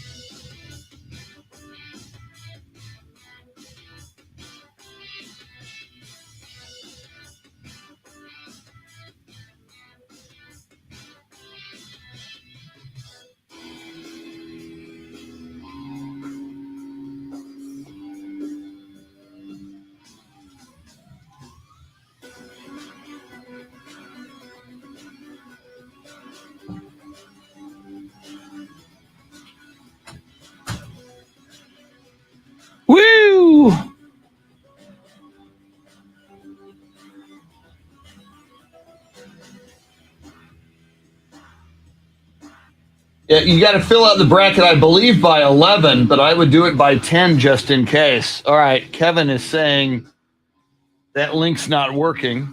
That's not good. Let me try again.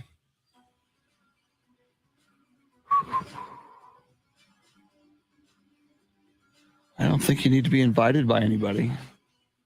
I don't know why that link wouldn't be working. We try one more thing here.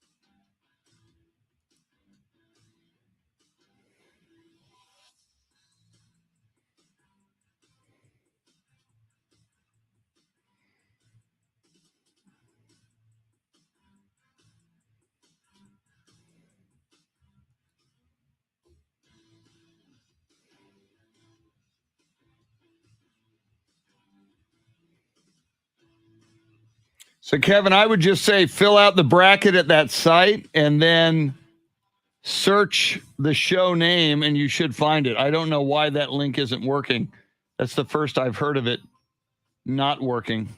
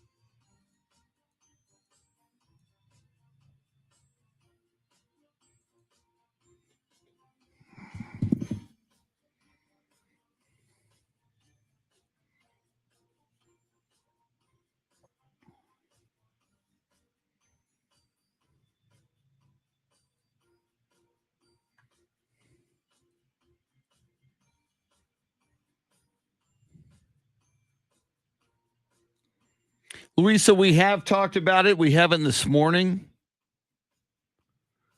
Anthony, I did not know about that restaurant burning down. That's not good. Okay, now Fred is saying it's easier to download the CBS Sports app and search for the show. So hopefully that helps.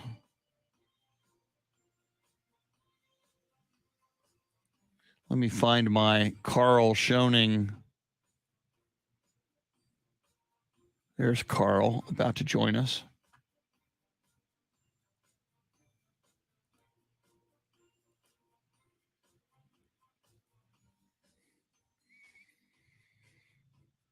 Jeremy is on the phone with KARL Schoening.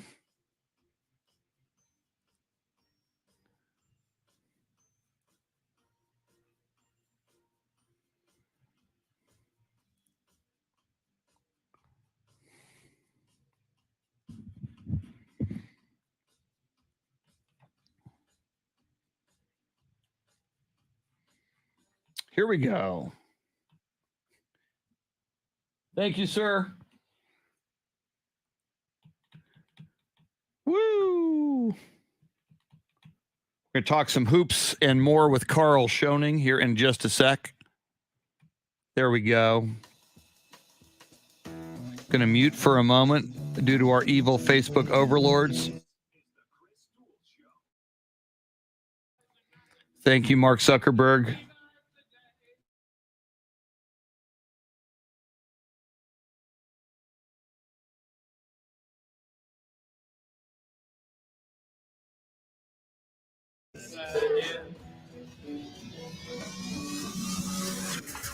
Now, Chris Duel. Happy St. Patrick's Day on this, one of the greatest sports days of the year, as March Madness begins in full force. If you haven't filled your bracket out yet, do it now. The clock is ticking. Most places where you can fill out a bracket and get into a competition with other people, and you should do that with us. We'll be closing that down at 11 o'clock this morning, as the first game in the tournament this morning is going to be at 11:15. Notice I said tournament and not tournament. I always grew up saying tournament. It's a tournament. Tournament. All right, whatever. If you want to pronounce it hard like that, you may. Chris Duel Show with Shannon, Salty, Sweeney. Jeremy Kolok is your Soundscape Stylist, joining us just after 8:30. We'll get his tournament thoughts. We'll also probably talk some golf with Andy Everett. As Shannon mentioned, Dell match play next week in Austin. And, of course, just after that, the 100th Valero Texas Open. However, we could not go into this NCAA tournament and have our brackets ready to go without talking with our go-to guy on all things basketball. He is a basketball savant. He is a basketball guru. He is a broadcaster, and as I saw on his social media, you can now add professional soccer to his broadcasting resume. He is the one and only KARL SCHOENING. KARL, how are you on this St. Patrick's Day? Hey, pretty good, Chris. St. Patrick's Day is sort of an afterthought when you got the NCAA tournament going on, but it certainly adds to the fun, doesn't it? Well, see, I can multitask. I can watch NCAA basketball and drink heavily at the same time. So I'm going to celebrate both. But KARL, I did see on your social media, I think you called a San Antonio FC game a few days ago at Toyota Stadium. How was that for you as a broadcaster? I mean, I think of you as a basketball guy, as a football guy, as a baseball guy. Did you have to brush up on your soccer, or were you just ready to go? Oh, no, I actually do UTSA women's soccer. Oh, so okay. I'd been doing soccer for a while. I also do volleyball. I think the one sport that I've been wanting to do that I haven't gotten an opportunity to do is rugby. And I'd really have to brush up on rugby. And then, if it paid enough, I'd probably learn how cricket works. But yeah, those are probably the two sports that I haven't done that I would be interested in, that are pretty popular in the other places of the world. But no, soccer is one of the beautiful games, and it was really fun to get to see SAFC defeat Detroit City on Saturday night for their season opener. And also the crazy thing about that, if you were to ask me how it was as a broadcaster, kind of rough. They have really cool looking jerseys made by Puma, but they're black jerseys on black numbers. Oh.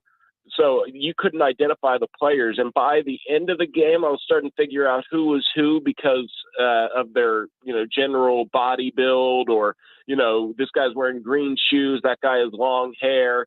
I was able to recognize the sub, but, I watched soccer through binoculars. I was looking dead at the back of somebody's jersey, and I still couldn't read the numbers clearly. So, yeah, those jerseys, as cool as they look, are a broadcaster's worst nightmare. Quick, and we have a question for you already, KARL, as you talked about all the sports you have broadcast. Jason Paniagua asking you, have you ever broadcast hockey? Have you done a hockey game yet?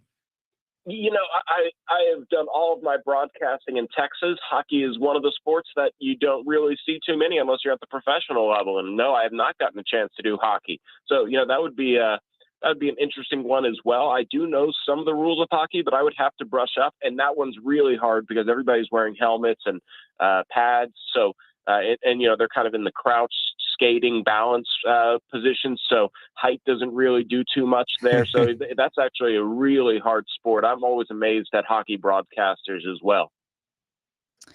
Well, before we get into the men's tournament, I wanted to ask you a question about the women's tournament. Obviously, last year, thanks to social media and players within those circumstances and the bubble that was created, there was a lot of disparity that was shown between what the men's tournament had to offer to their players as well as what they looked like on television from the labeling on the courts in comparison to the women's. What are we going to see this year that's different for the women's? And will viewers like us realize that there's been a step up, but how much further there might be to go?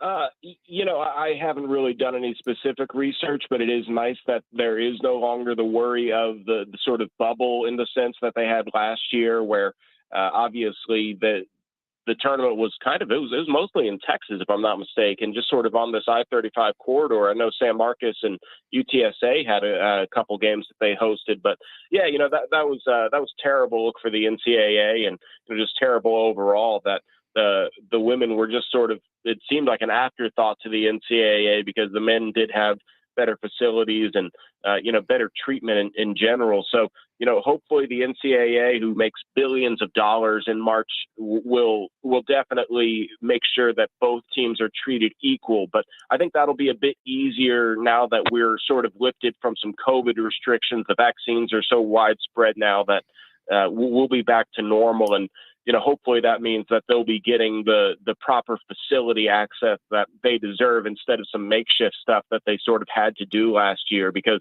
yeah, that was sad. Think of bringing that up, Shannon, because it is worth bringing up. And I imagine this year it'll be much better because it is sort of a return to normalcy.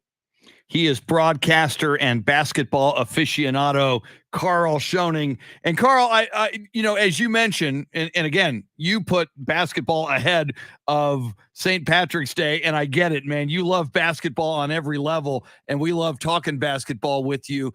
But how do you watch this tournament? I mean, for me, I'm looking at my bracket. I'm watching the teams that I care about. I went to USC, so I'm going to watch USC take on Miami. I pull for the Texas Longhorns. I'll watch them play Virginia Tech. I Coach K, obviously, at Duke. I'm paying close attention to them throughout the tournament in his swan song. But so many of the players. Are you watching for teams? Are you watching for storylines? Or are you taking a look at individual players that you've been aware of for a while now? Yeah, it's all about the prospects because, we sort of have a general idea of where players are going to go in the NBA draft at the moment, but March usually shakes things up. This is really, for, lack of better term, money time, because these guys can earn themselves a lot of money or cost themselves a lot of money. I remember Gordon Hayward was, fringe second round, first round pick, but then he had a great March for Butler that one year, and he catapulted himself into the lottery. So, these are the opportunities to look at these guys. And yeah, I'm such an NBA fan that really I keep an eye on all the prospects year round. I'm not going to be watching too much American Athletic Conference, but somebody who's having a great year that's worth noting because he's put himself up on the top of the charts. He's worked his way into the top 5 as somebody who got reclassified actually and just barely was able to play, and that's Jalen Duren. He's a athletic 7-foot center that is really well built, and he's somebody that will kind of put his name in the mix with the Chet Holmgren and Paolo Banchero and Jabari Smith as if he has a good tournament. You never know. He could actually maybe even sneak his way past one of those guys. So I do like the NCAA tournament because there are guys that can really make a name for themselves. And that's what I really watch. I'm not really interested in some of these games that don't have these prospects, but I do want to watch the guys that will be playing in the NBA and be in this year's draft. KARL, the softball question would be, who is your sleeper for this tournament? But I want to know of kind of the blue bloods and the teams that so many people always assume will make that march to the Final Four, even to the championship. Who's the most vulnerable this year? Interesting.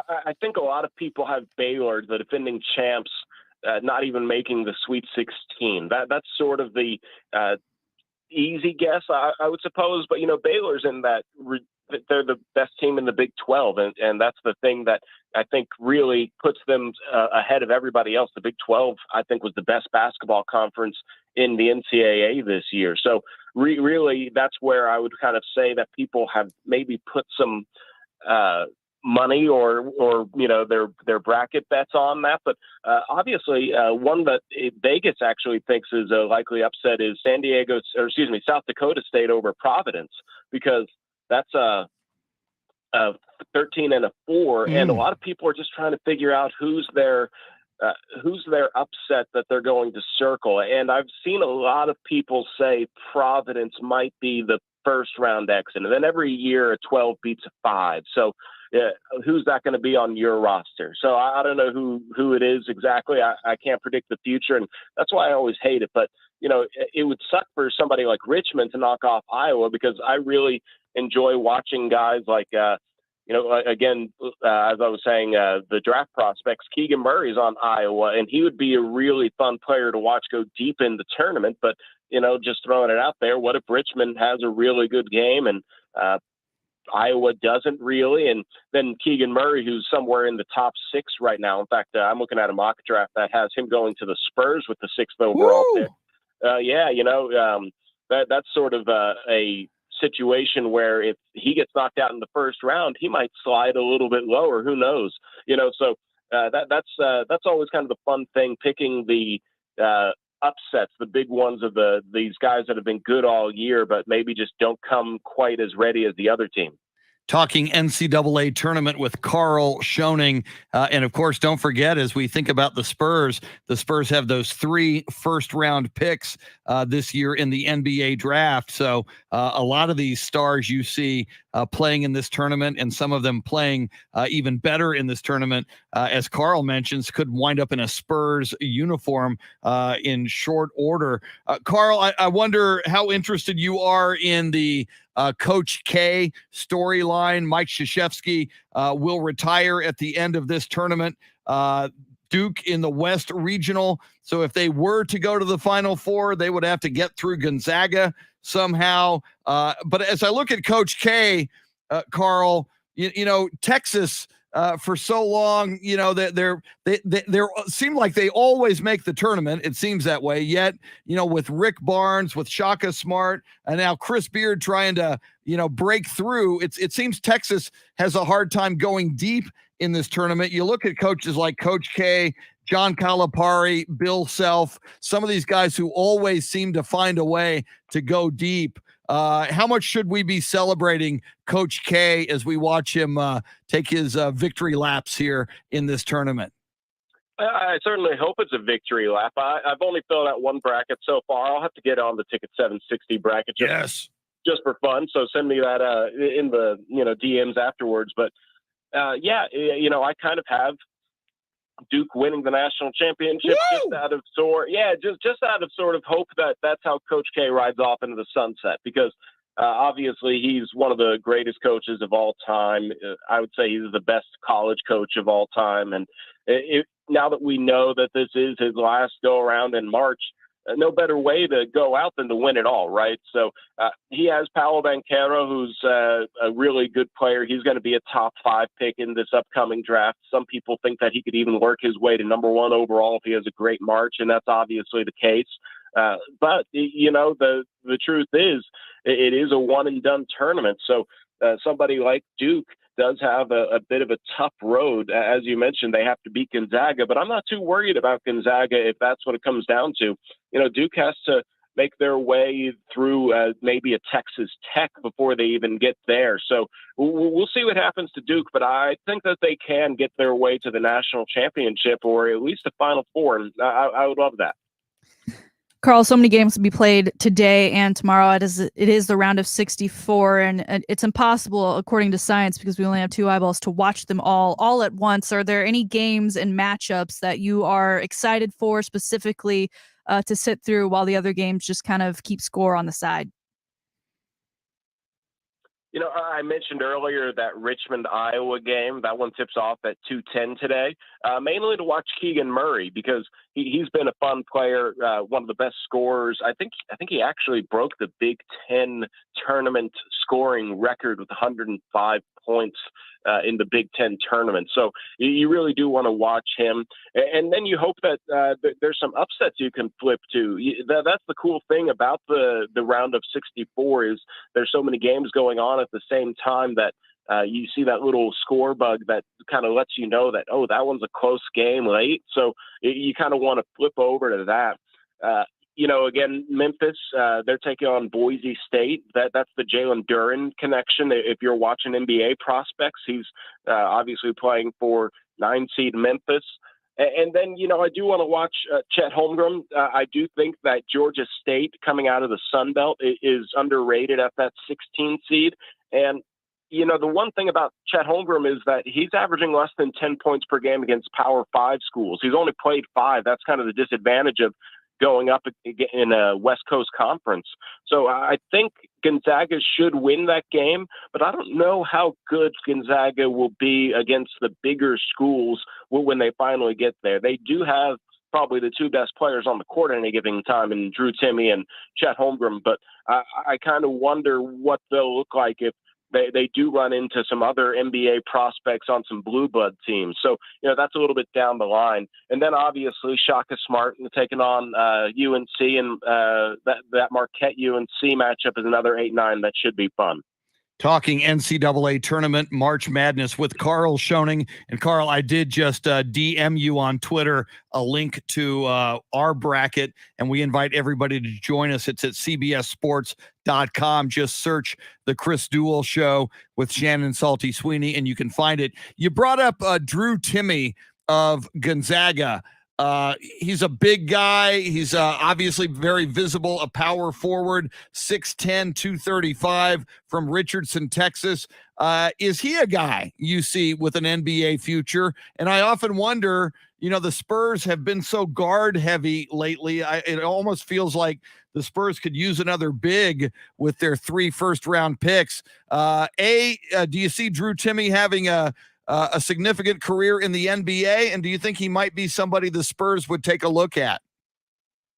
I actually saw Drew Timme go up against James Wiseman in the Nike EYBL back in, I want to say that was 2018 range. My goodness. So, yeah. So, Drew, I think if I'm not mistaken, Drew Timme was actually a Texas A&M commit at the time. So he found his way to Gonzaga instead. And he's a bit older, and again, he's coming out of that West Coast conference, which makes him a little bit harder to evaluate for NBA scouts. He's a second-round pick.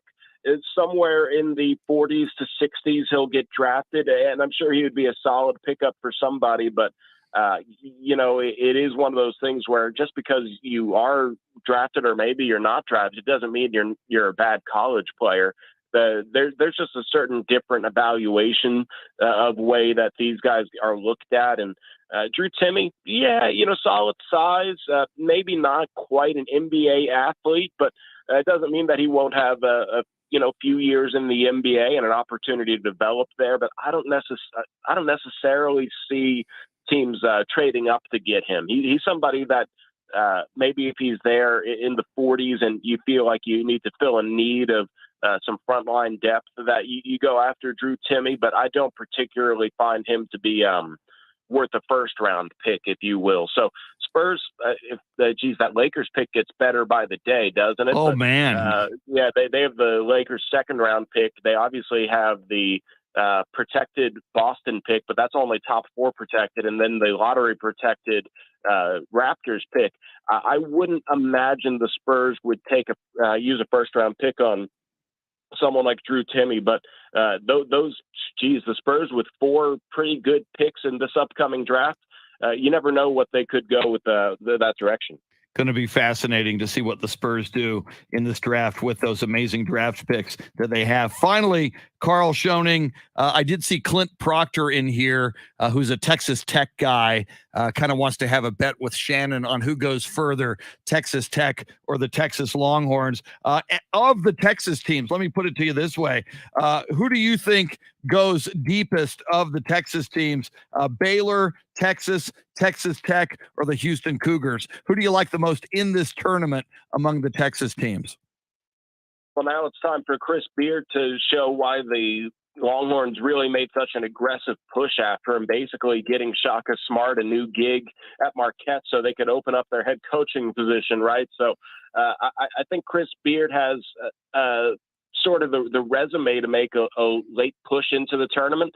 But Baylor, obviously, they're a team that has the expectations, and I think they also have the experience to kind of push into the deeper part of the tournament. So it's a coin toss. I want to say Baylor off the top of my head, but some experts who watch college basketball a bit closer than me have kind of been saying that Baylor doesn't quite have the typical one seed deep run in them this year. So I want to go Texas. I want to say this is finally the year that Texas cracks the Sweet 16. That would be fun. I would love to see Chris Beard do that. As you can tell if you've been listening, KARL Schoening is a wealth of basketball knowledge. That's why we love talking hoops with him. He is a must follow on Twitter at KS Media 13. KARL, we just love having you on, man. We hope throughout this tournament to grab you a number of times if you're available. We sure do appreciate it. Enjoy your basketball viewing, especially today and tomorrow, and hopefully we can talk again next week. Thanks so much, KARL. Hey, thanks, y'all. I'll talk to y'all later. Absolutely. KARL Schoening on Twitter at KS Media 13. Crowd goes wild every time. Our studio audience here just loves when KARL is on the show. Coming up, the voice of UTSA Athletics, Andy Everett. Who does he like in this tournament? We'll also get into some golf with Dell Match Play next week in Austin and the Valero Texas Open coming up as well just after that in San Antonio. Lots more coming. Come join us on our bracket challenge at cbssports.com. We've been pushing links out there. Go search the Chris Duel Show with Shannon Salty Sweeney. Play with us and against us in the brackets. We're going to have some fun doing it. Jeremy Kolok is your Soundscape Stylist.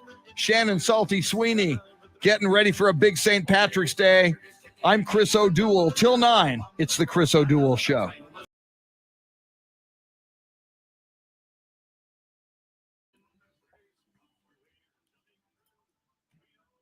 Woo! Woo! KARL Schoening, outstanding as always. My God, that guy knows hoops.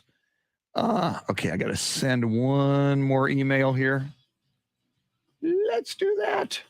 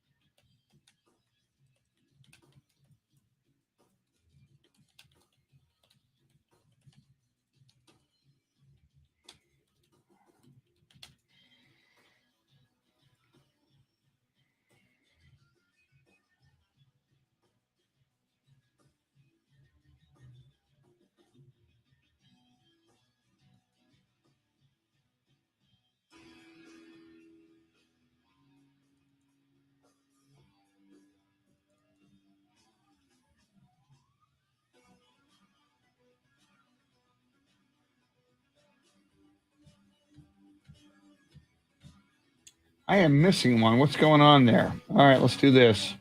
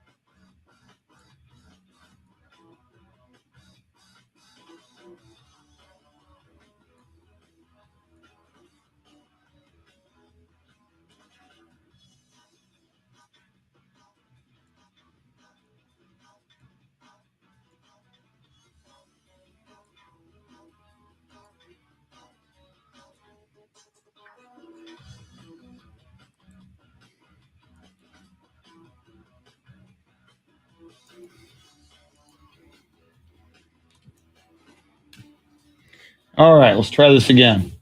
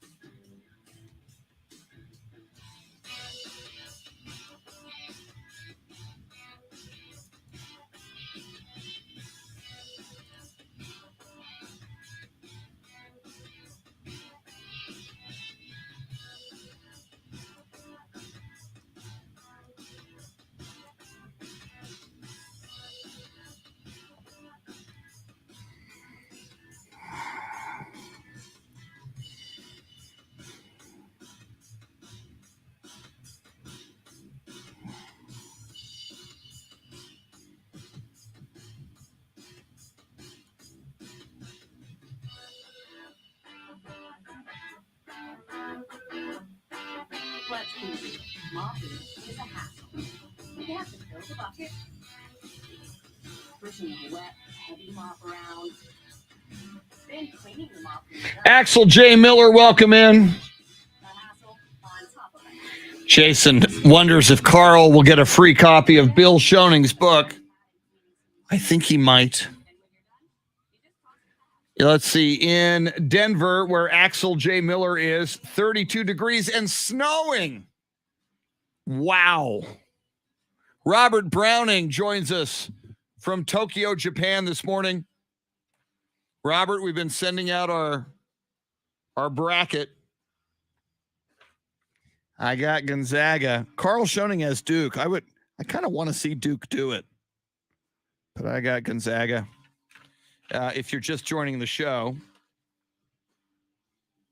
I think I have the other ones here. Yeah, Shannon has Houston over UCLA in the national championship game. Shannon's Final Four, Arkansas, UCLA, Houston, and Auburn, with Houston winning it. Jeremy's Final Four, Memphis, Kentucky, Tennessee, and Kansas, with Kansas playing Memphis in the national championship game, Kansas winning it. I've got Gonzaga versus Kentucky, Arizona versus Auburn, and a Gonzaga-Arizona national championship game with Gonzaga winning it. KARL Schoening. Oh, wow. Totally forgot about that.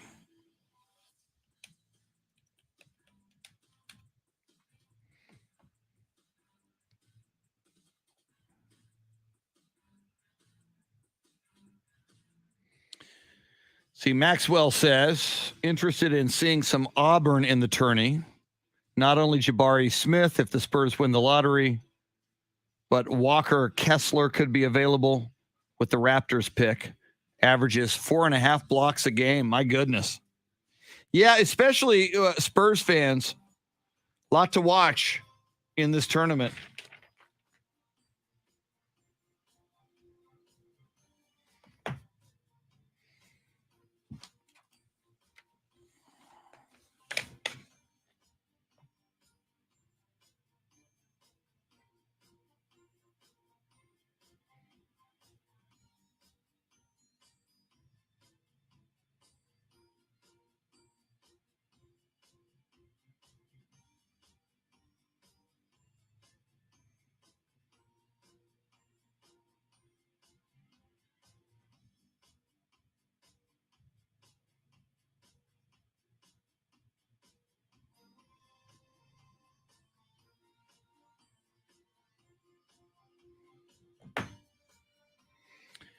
Jeremy is calling Andy. I'm still midway through episode 2 with the Spurs game last night, Jason. I will do that today. But I do recommend, I've watched 1.5 of the 2 episodes. Winning Time, the beginning of the Laker dynasty, or whatever it's called. Do recommend it. Andy is on the line.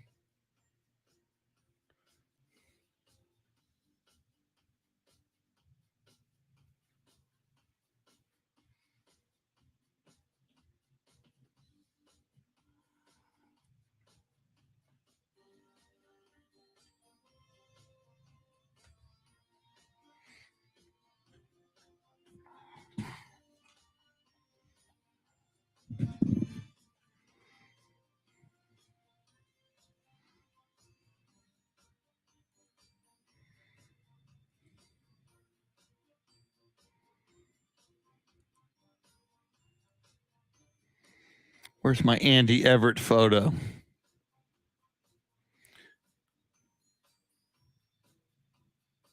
There he is.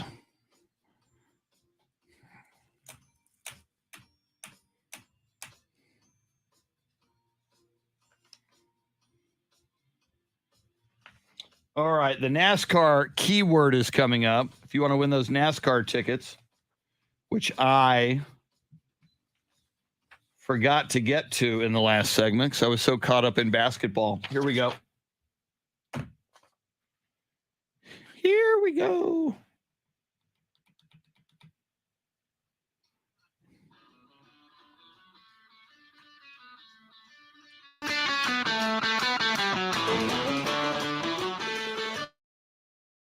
To the Chris Duel Show with Shannon Salty Sweeney. St. Patrick's Day. Jeremy Kolok doing a phenomenal job all morning long of giving you the flavor of St. Patrick's Day. What a day. NCAA tournament, March Madness gets underway in the 11 o'clock hour. Before we go to Andy Everett, Shannon Salty Sweeney, I got so excited talking to KARL Schoening about the tournament. I totally forgot to give out the NASCAR keyword. Somebody's going to win a pair of passes to see NASCAR at Circuit of the Americas. 3 days, March 25th, 26th, and 27th. Lay that keyword on us, Shannon. All right, NASCAR at Circuit of the Americas for the Echo Park Automotive Grand Prix. We've got a keyword for you again today and as well tomorrow. But if you don't win these tickets, you can still get tickets at NASCAR at COTA.com and go ahead and check out those add-on packages to create an experience like no other because they're coming with more this year. But today's keyword, which you'll take over to Ticket 760 or AM1300thezone.com to enter on that contest page, is COTA, COTA. That is the place where the race all the action will take place. COTA, COTA, today's NASCAR keyword. Beautiful, COTA. Go plug in that keyword, and we hope you win. We love talking all sports with Andy Everett, the voice of UTSA Athletics. Andy, welcome in. Happy St. Patrick's Day. Same to you all. How are you doing? We are doing great. Andy, have you filled out a bracket, and how much basketball are you going to watch today? Yes, I have filled out a bracket, and I will watch it periodically. I'm filling in for Mike today, so I need to know a little bit about what's going on. However, I'll also be keeping an eye on what's going on in Tampa because that's where the Valspar Championship is, and I don't watch a lot of college basketball during the year. If a game is on and I'm in a room, I'll kind of get an idea of it.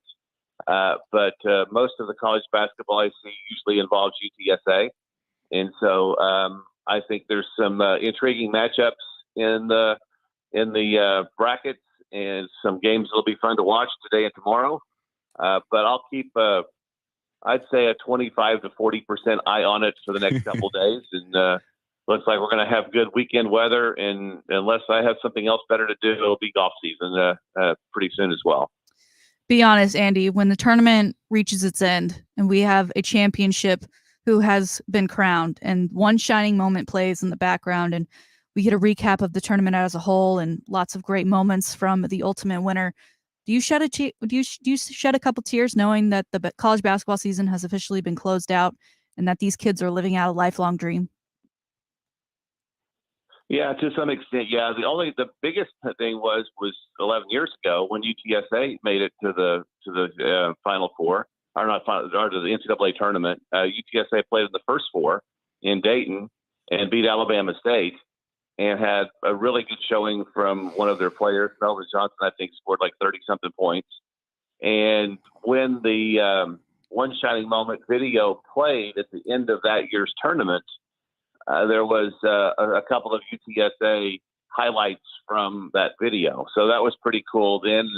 Unfortunately, that's been 11 years ago, and hopefully someday soon we'll be back to being able to do that.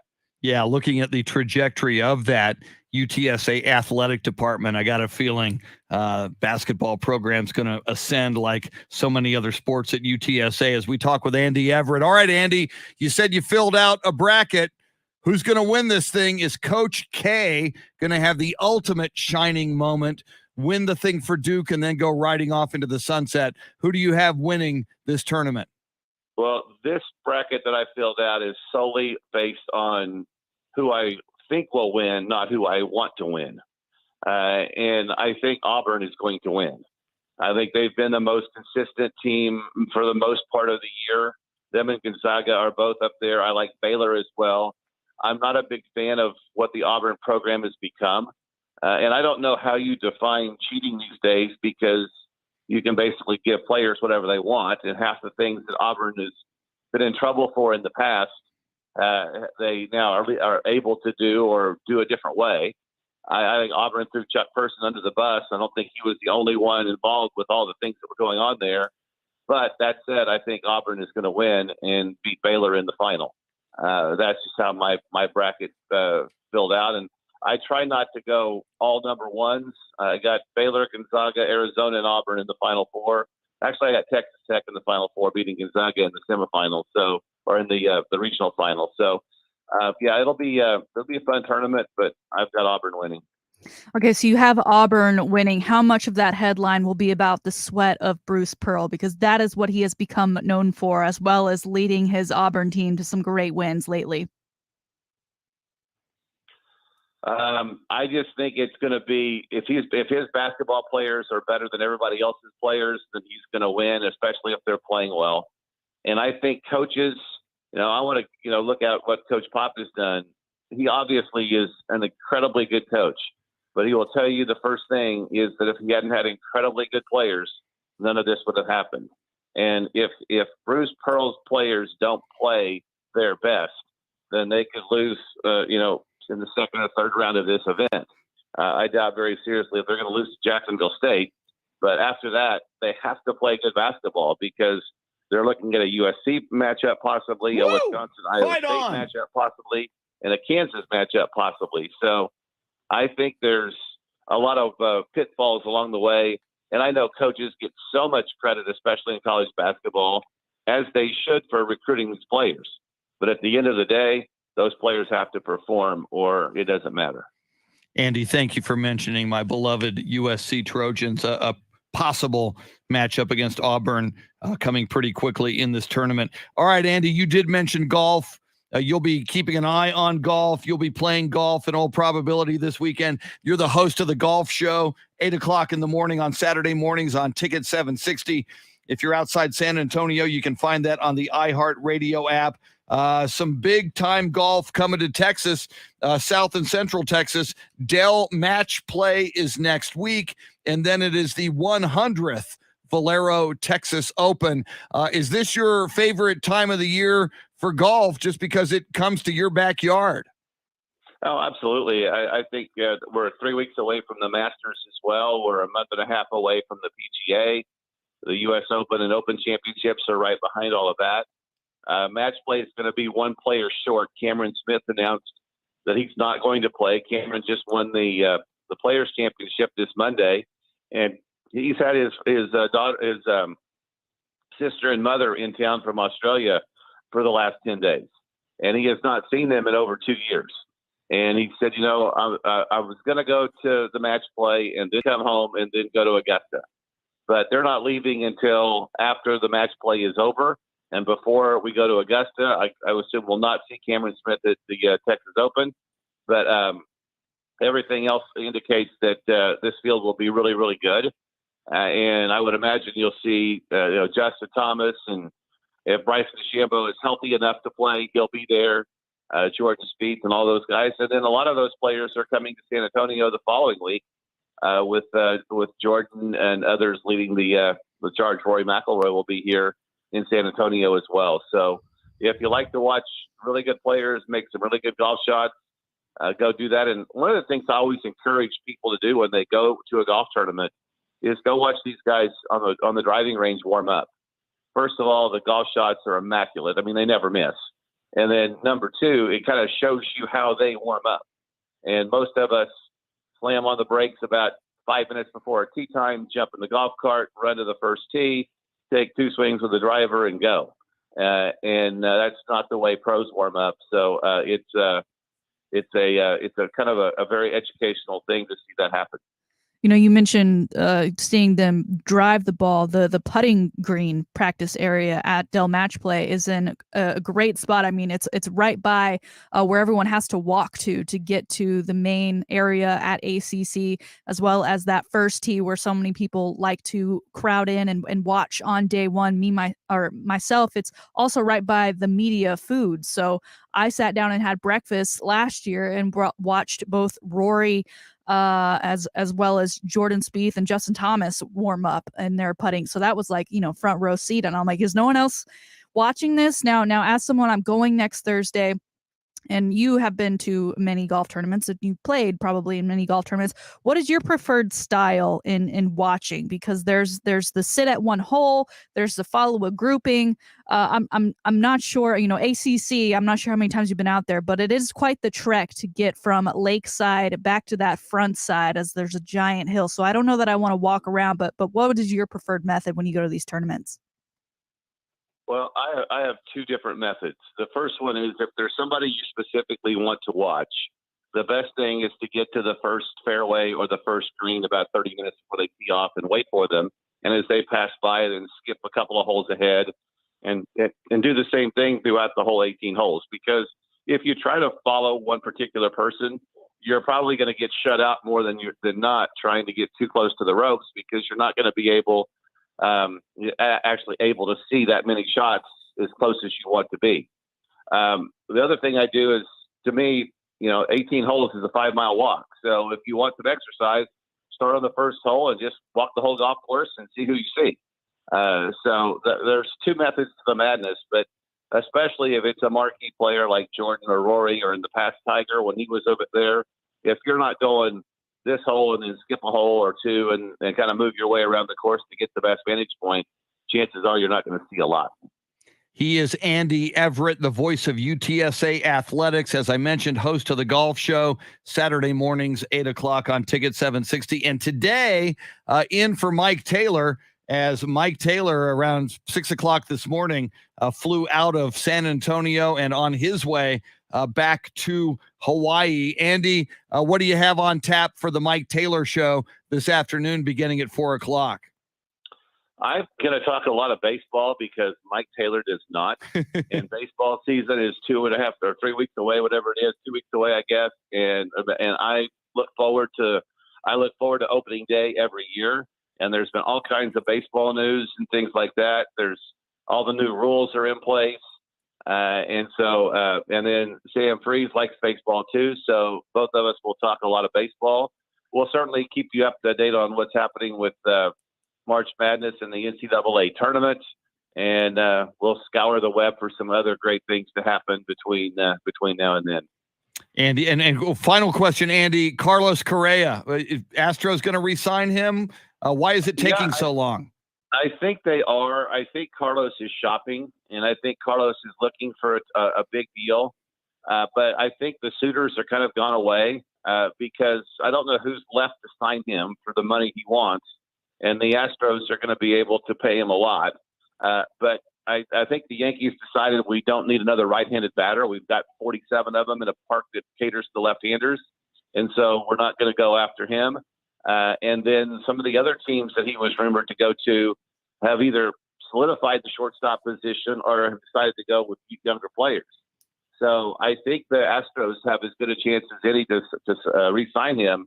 And along with Bregman and Altuve and the rest of that team, they should win the American League West again. Andy Everett, 4 o'clock this afternoon, in for Mike Taylor. Be tuned in for that. Andy, always outstanding, sir. Have a great broadcast this afternoon. We'll be listening. Thanks so much. Thank you. See you guys. Thanks, Andy. And Shannon, as the show comes to an end, I think it is time for you to head out to BJ's Brew House for your beginning of your St. Patrick's Day festivities. I hope so. They don't open till 11. I don't think they'd appreciate me standing outside their door. I do have a little bit of work I need to get done before I start my festivities for the day, but I'm looking forward to all of it. Enjoy your St. Patrick's Day, sir. Thank you, Shannon. Jeremy, great job as always. Enjoy your basketball viewing and St. Patrick's Day. We will reconvene in 21 hours. Yes, sir. Let's do it. All right. That was fun. Our thanks to Andy Everett. Our thanks to KARL Schoening. Hey, man, join us on our bracket challenge, cbssports.com.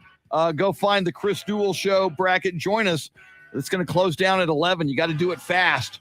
Enjoy St. Patrick's Day. Enjoy the tournament. We'll see you tomorrow. Adios, amigos. Happy St. Patrick's Day.